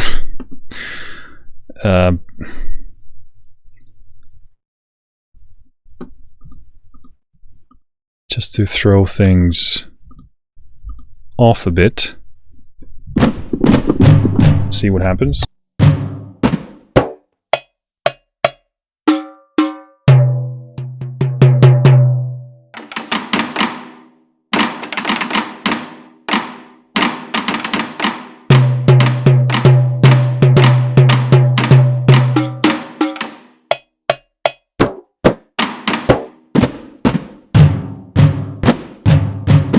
So, yeah, the thing here is that we would need to pair these things together in some kind of a sensible way. So, okay, first things, these do have velocity. It's pretty nice. They don't...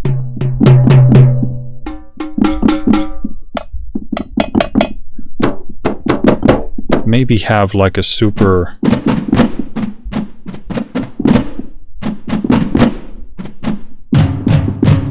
kind of hard to pull a ton of expression out of them, but it could mostly be due to the fact that we're not really pairing these sections together here. What I'm wondering here is why they don't offer like presets for like good kits here. Or maybe they are and I'm blind and I can't see. So you do get new and load buttons here. Okay.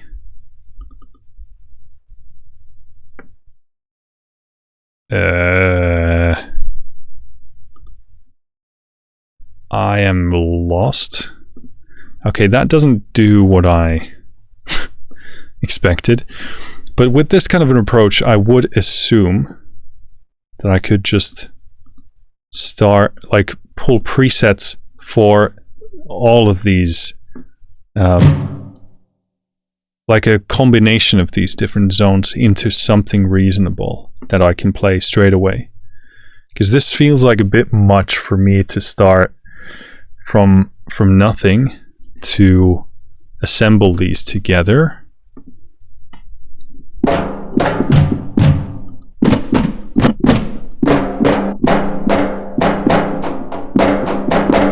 So, and also I'm a bit puzzled here. They call them single hits. And they definitely have velocity. So they're not like one shots, but calling them single hits is a bit like, but on one hand they don't sound to me like super like high resolution. Well, it depends on the instrument.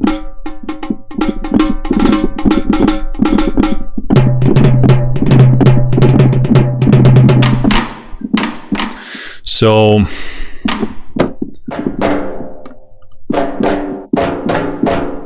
yeah, this is, I would like to see preset kits that give me good and interesting and functional pairings of these different single hits into like a kit. I do apologize if it's already in here, but as far as I can tell, no. You can just load in presets and save. So I guess if they just gave you presets, you can load them in. But here, when I go to this menu, there's a preset folder, but it says tables, sources, scripts, output section, multi-scripts, modulator. So this seems like something different now, where it's taking me into. And I don't want to break this. So I'm a bit puzzled. But I should say, if the potential is similar to the loops there that we heard, then this is really, I'm sure you can get it to sound really good, but this is just a bit much for me for this demo to start assembling these into some half-baked, half-good combination of sounds and then play them. And then, so I mean, for sure the loops demonstrate the biggest like sonic sugary potential of the percussive section here. So I guess for the sake of time here, unfortunately we gotta move on. But going into voices, we got soprano, alto, tenor, bass. I was not expecting that at all.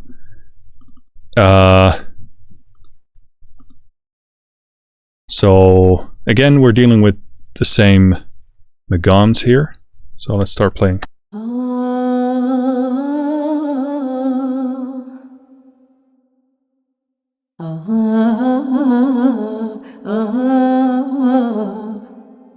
So what's really cool is that these seem to follow the same phrases. So you can stack different instruments to do the same phrases of the same thing. So you can kind of build a song even based on that. So that's really nice.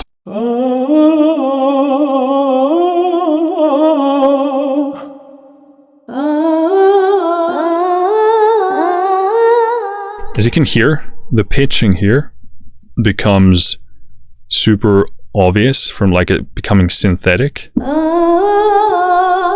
the closest semitones are fine, but then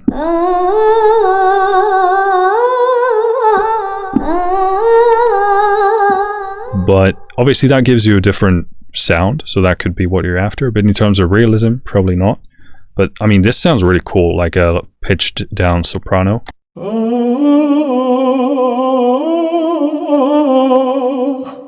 Sounds kind of like a dark tenor or something.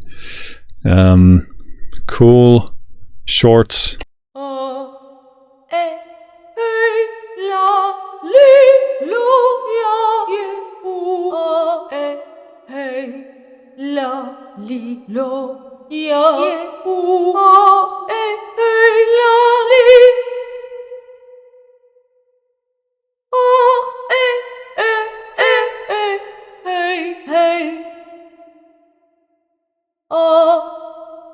Okay, so you can select between these different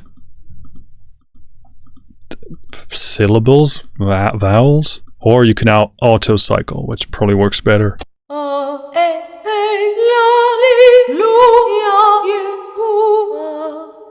to an extent. Again, it's like facing quite a bit of a challenge in terms of quality compared to the phrases, to try and do something reasonable with that.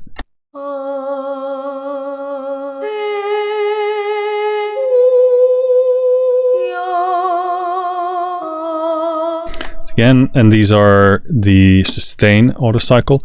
These just don't really hold up as well against, I mean, against the phrases, everything loses. But even so, they just don't, to me, it feels like these are sort of side additions that you can sort of bake in there between, because the phrases and all of the improvs are kind of begging to be used and build the music based on those because they're just so much better. And these are sort of like very minimal for the most part, like the shorts and the sustains. So they're sort of complementary. That's the vibe I'm getting here, because they're not super, with the exception of the strings, they're not super like realistic playing or very kind of high definition or have a lot of depth in terms of how they're programmed and how much texture and velocity change we have there. Going into the alto phrases.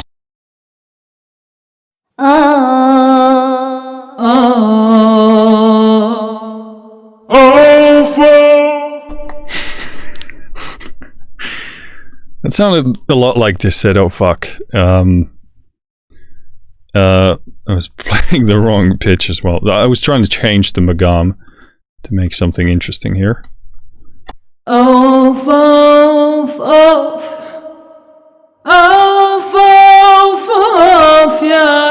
That is the limiter cramping out. So again, vocals, they have a lot of resonant build-ups, which makes the level sort of more inconsistent.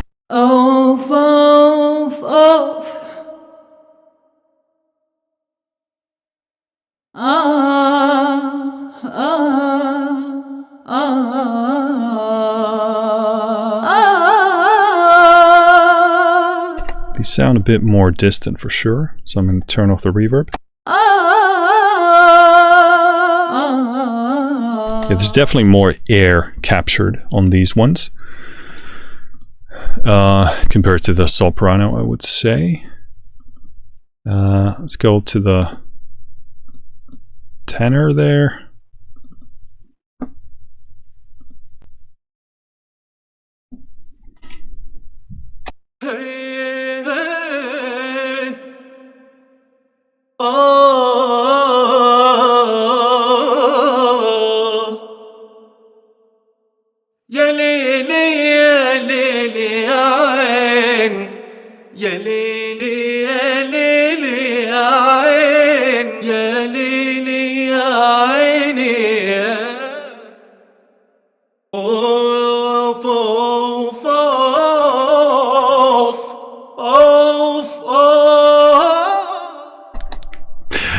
It's just imagining them singing, oh fuck. Yeah, really interesting metallic edge on these. Almost sounds like a rattling metallic thing there on the edge of the voice. Really interestingly either sung or captured. Again, this seems a bit more distant from the mic, so they wanted to capture sort of more of that air in there. And let's do the bass phrases. He looks very happy in that image. Good for you, Mr. Bass.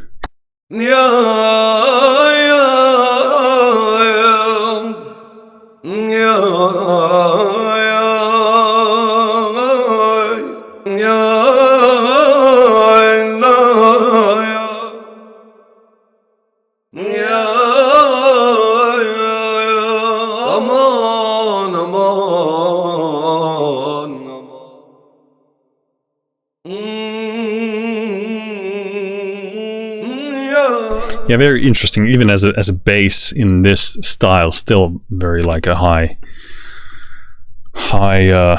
sound. Cool. Again, those sound a bit a bit more distantly recorded. And that has that kind of metallic edge, but that does fit the style really well. Shit. Oh, crap. Yeah, let's check out some of these effects real quick.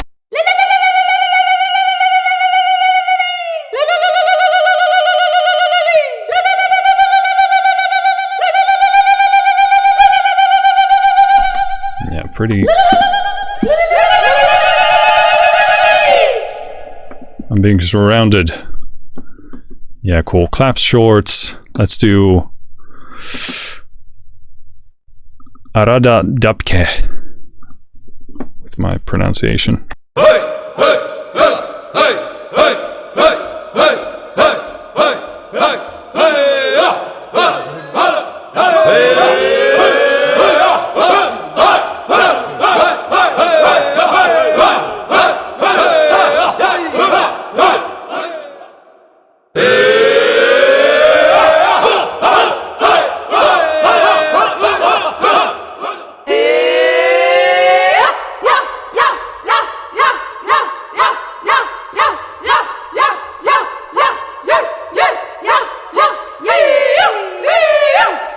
Yeah, these are really, really cool. I love this kind of stuff.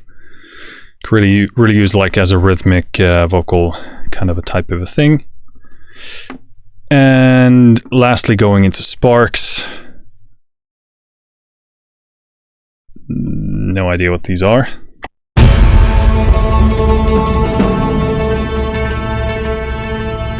Okay, so kind of like risers, hits, atmosphere, textural layer things.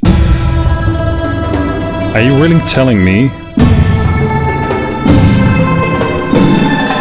Okay, so it is one, but it's pitched. Okay, cool.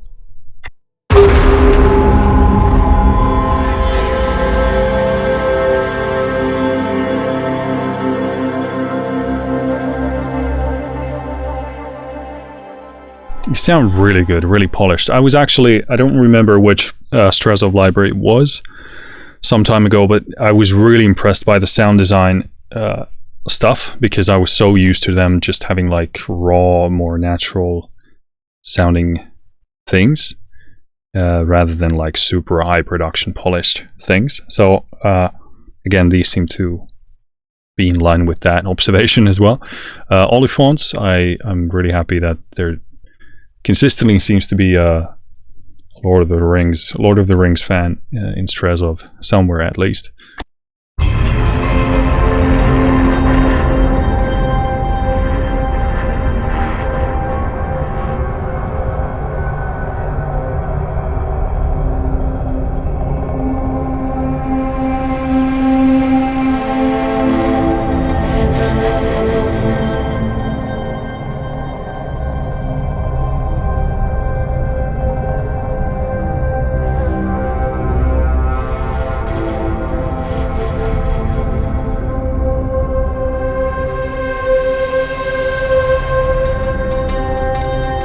Okay, so this is like a super long, evolving, changing drone soundscape builder type of thing as well.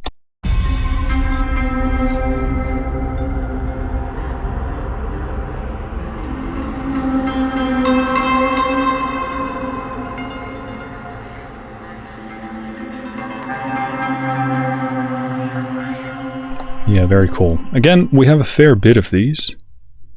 Quite a few, not an overwhelming amount, but let's do a few of these. We can't do all of them, but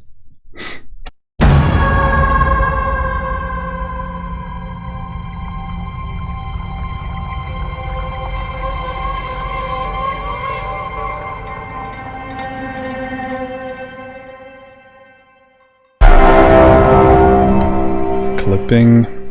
Again, quite a bit of level differences here.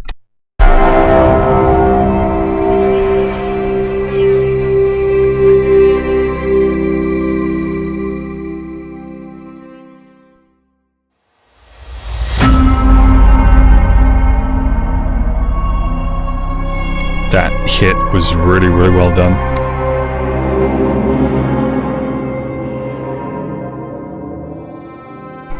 Gardens of Semiramida.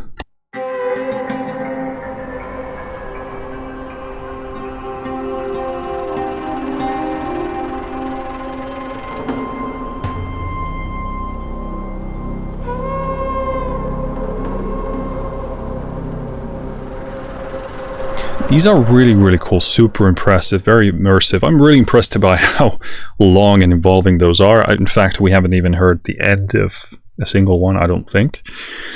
Immediately what I'm thinking here is I'm loving a lot of what I'm hearing, but I would also love to have a lot of control over those layers.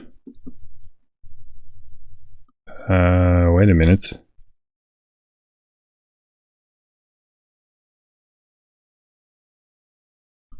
I wish the info would tell me what these buttons did.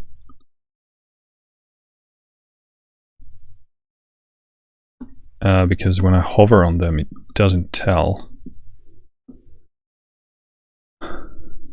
Are these like...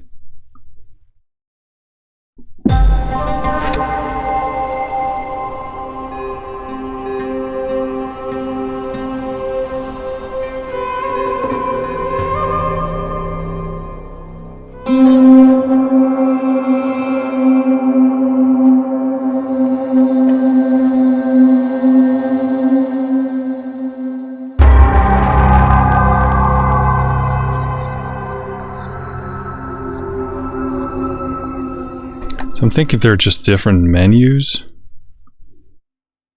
different things.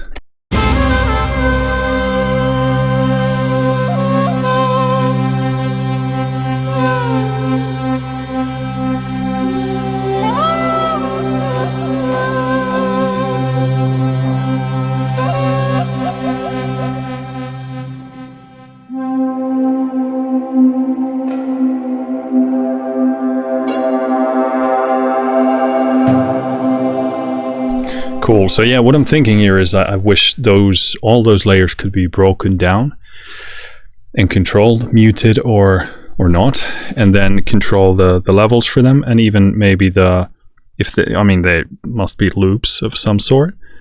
Control the looping mechanism over those. So this way I could actually build things, because these sound fantastic. They're super rich, super polished, very much ready to go.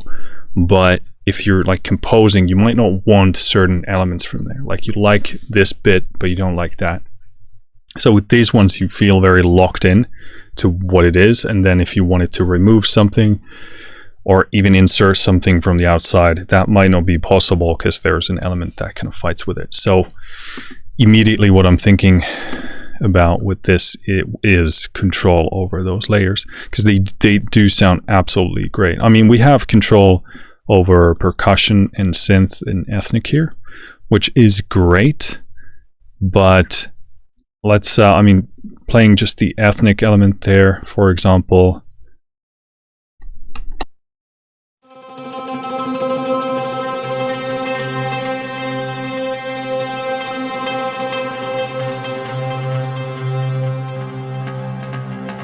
Even within that, you can already hear various different, at least 4 different elements there.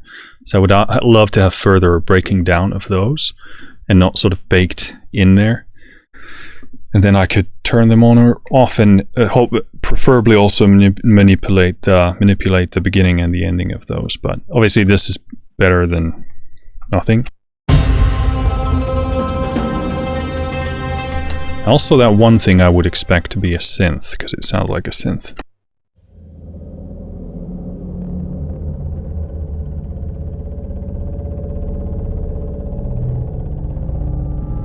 That is a really cool sounding thing. Apparently synth means kind of ambience sound design thing. But yeah, further control would be fantastic. Cool. Well, that brings us to the end of this one. Let's go ahead and resize this window here, so you won't be able to see much, but not that there's much to see here anyway. But this way I can see kind of everything in here and summarize accordingly. So let's put something here for the sake of the visuals. Cool. Overall thoughts on this. Very impressed, very comprehensive, obviously very specific also, which is the whole point of the library, to serve a different style from a certain part of the world. The strings overall, I was super impressed. This wouldn't actually be something that I would expect to be included here to begin with. And once I saw that they were in there, I thought, okay, this is kind of like a modernization orchestral edition on top of like the Arabian style, which helps us kind of work with the space between the, like, modern Western cinematic sound and the kind of Arabic style otherwise. So I didn't expect much from them, but these strings are actually super impressive. So yeah, the key in the key switches, the legatos are really good. It changes a bit obviously when you go into the individual sections, but overall really good. My favorites in here were absolutely the spiccatos and the pizzicatos. The pizzicatos are like some of the best pizzicatos I've ever heard, period. Forget about any Arabic style or whatever else. Like, these are just at the very top. These sound really good. And also the spiccatos behave super nicely. They play really responsibly, have a great sound. All of these more sort of phrasey articulations, like these triplets, turns, Vorschlag, all of these sound just fantastic. Anything in this library that comes from like a performance capture place is just stellar. So that's one thing you should absolutely know about this library.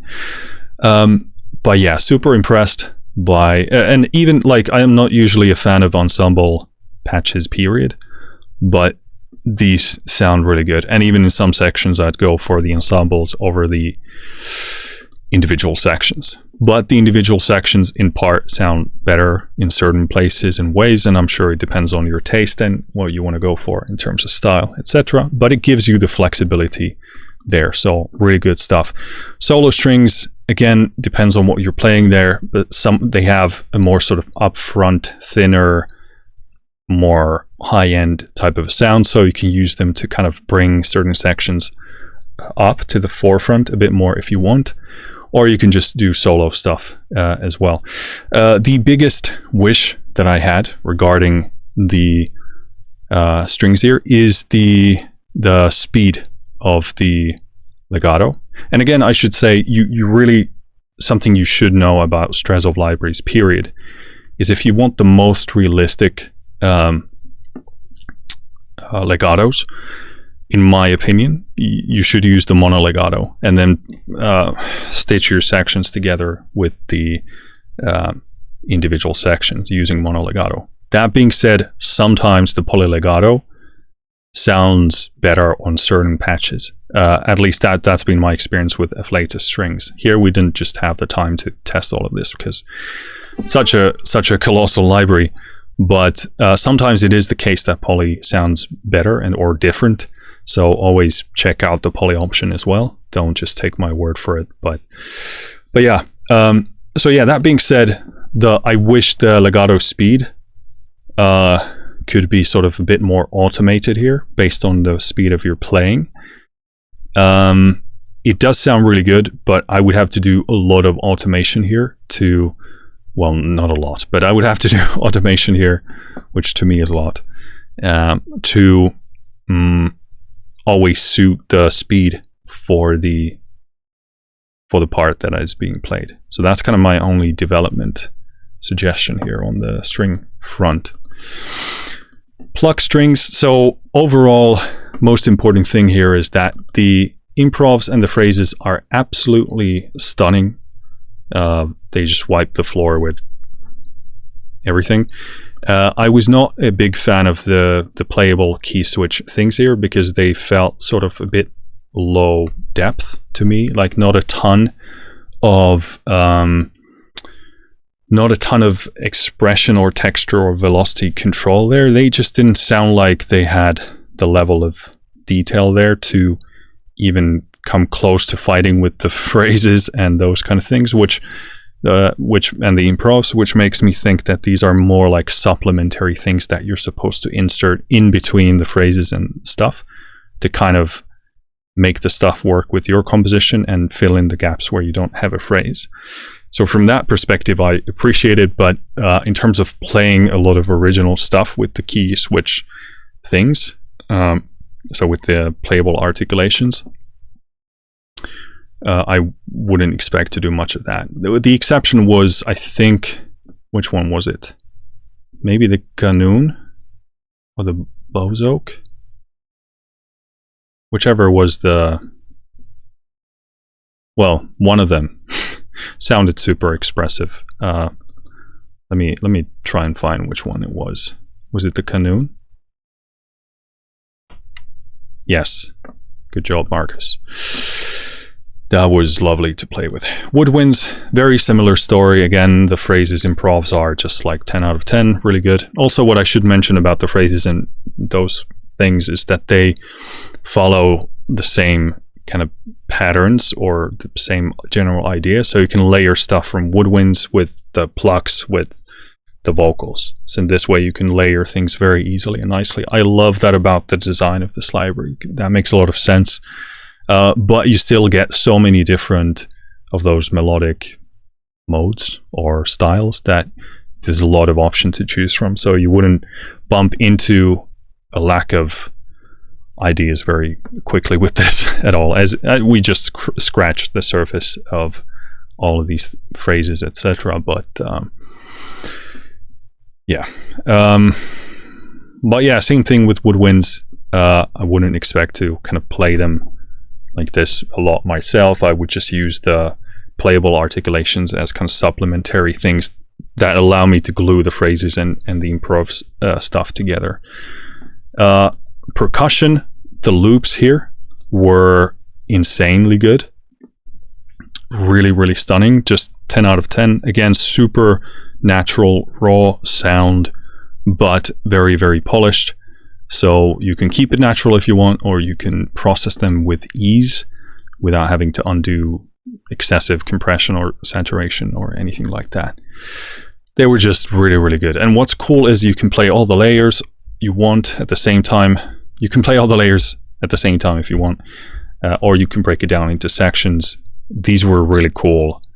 And also you could pair these with one another, like individual sections from one another in different contact instances to do even more cool stuff. But these are really cool.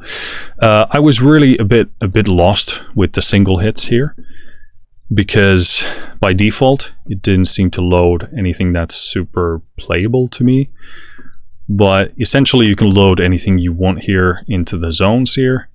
But to me, I just couldn't. I tried to throw random shit at the wall and I couldn't find anything sort of that played interestingly or well for me. So that would take a lot more experimentation to find exactly the sounds that I like, and then to combine them with one another in these zones in a way that makes sense. So in case it's not already here, and it might be, and I'm just blind and stupid, but if it's not, I would love to have a set of pre-made presets that already pair sounds really well together and sound good. They do have this load button here, but I didn't find anything I could load in. Maybe there's something missing there from the installation, or obviously I didn't read the manual, so there you go. I love that this is in here, but I for now I couldn't find good pairings of sounds. And also to me they sounded a bit like less textural velocity resolution that I would have expected. But again, we had a very small sample size there, so that's hard to say. Again, voices go into that sort of same category as the plucks and the woodwinds. You get, the best things were the phrases and the improvs. I'm repeating myself, but that's just how it is. And again, sustains and shorts, more like supplementary things rather than offering you like super legato or realism playability there. Really liked the effects here. I actually wished there were more, but the Arada Dapke, that's my pronunciation of that, sounded really, really, really cool. So I actually wish there were more of those. Sparks, really good stuff. So these are kind of like a mesh of hits and risers with soundscapes and ambiances and drones, kind of put all into one. They give you control of these three different layers: ethnic instruments, percussive elements, and synth elements. And synth seems to be more like a sound design-y thing, which is good, but I wish we had more, because these do sound really good. I would say world-class in terms of their work itself and how it sounds and how balanced and refined it is and immersive. But more control over the individual elements in there, because even in one of these layers I could hear, with just a few seconds of listening, multiple different elements that I would want to either mute or keep in there. So that would make this one really, really a lot more diverse and inspiring, because even if they sound world class, when you're composing something of your own, there's just bound to be an element in there that you don't want. And if it's in there, then they kind of very quickly become unusable to you, because you can't get rid of it. So you either have to like everything that's in there in a single layer at the very least, or it's kind of like a no-go. So I would love to have individual control of all the elements, even within these three elements provided here. So that would be my improvement suggestion there. Cool. Well, this has been going on for long enough. Again, my apologies that we can't really show you absolutely everything that's in there, because this is a super comprehensive, big library. So that's, obviously kind of tough to demonstrate everything, but I hope I gave you a decent overview of what's in there. Give an idea of the general sound of it and the style of it. I think they did the right call by giving such a big emphasis to the phrases and the improvs here, because it's such a big part of the music that comes from this part of the world, that to emulate that in a instrument that is sampled and then you try and play it here and do a bunch of programming, you'll never get to the same level versus a professional player in that instrument who understands that style, who knows that musical style and has been playing it, and then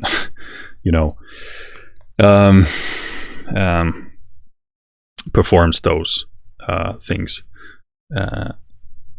So yeah, I really, in this case, the phrases and the improv things are absolutely the right thing to do in my estimation.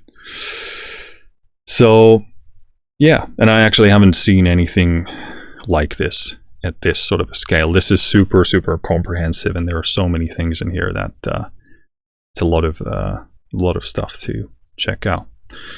But cool. As always, let me know what you think of this video, certainly. But if you have this at home or at your studio, let me know your thoughts on it, how it's working out for you. And again, please do let me know what you think of this video. As always, thank you for watching. Thank you for listening. I'll see you next time. Finished.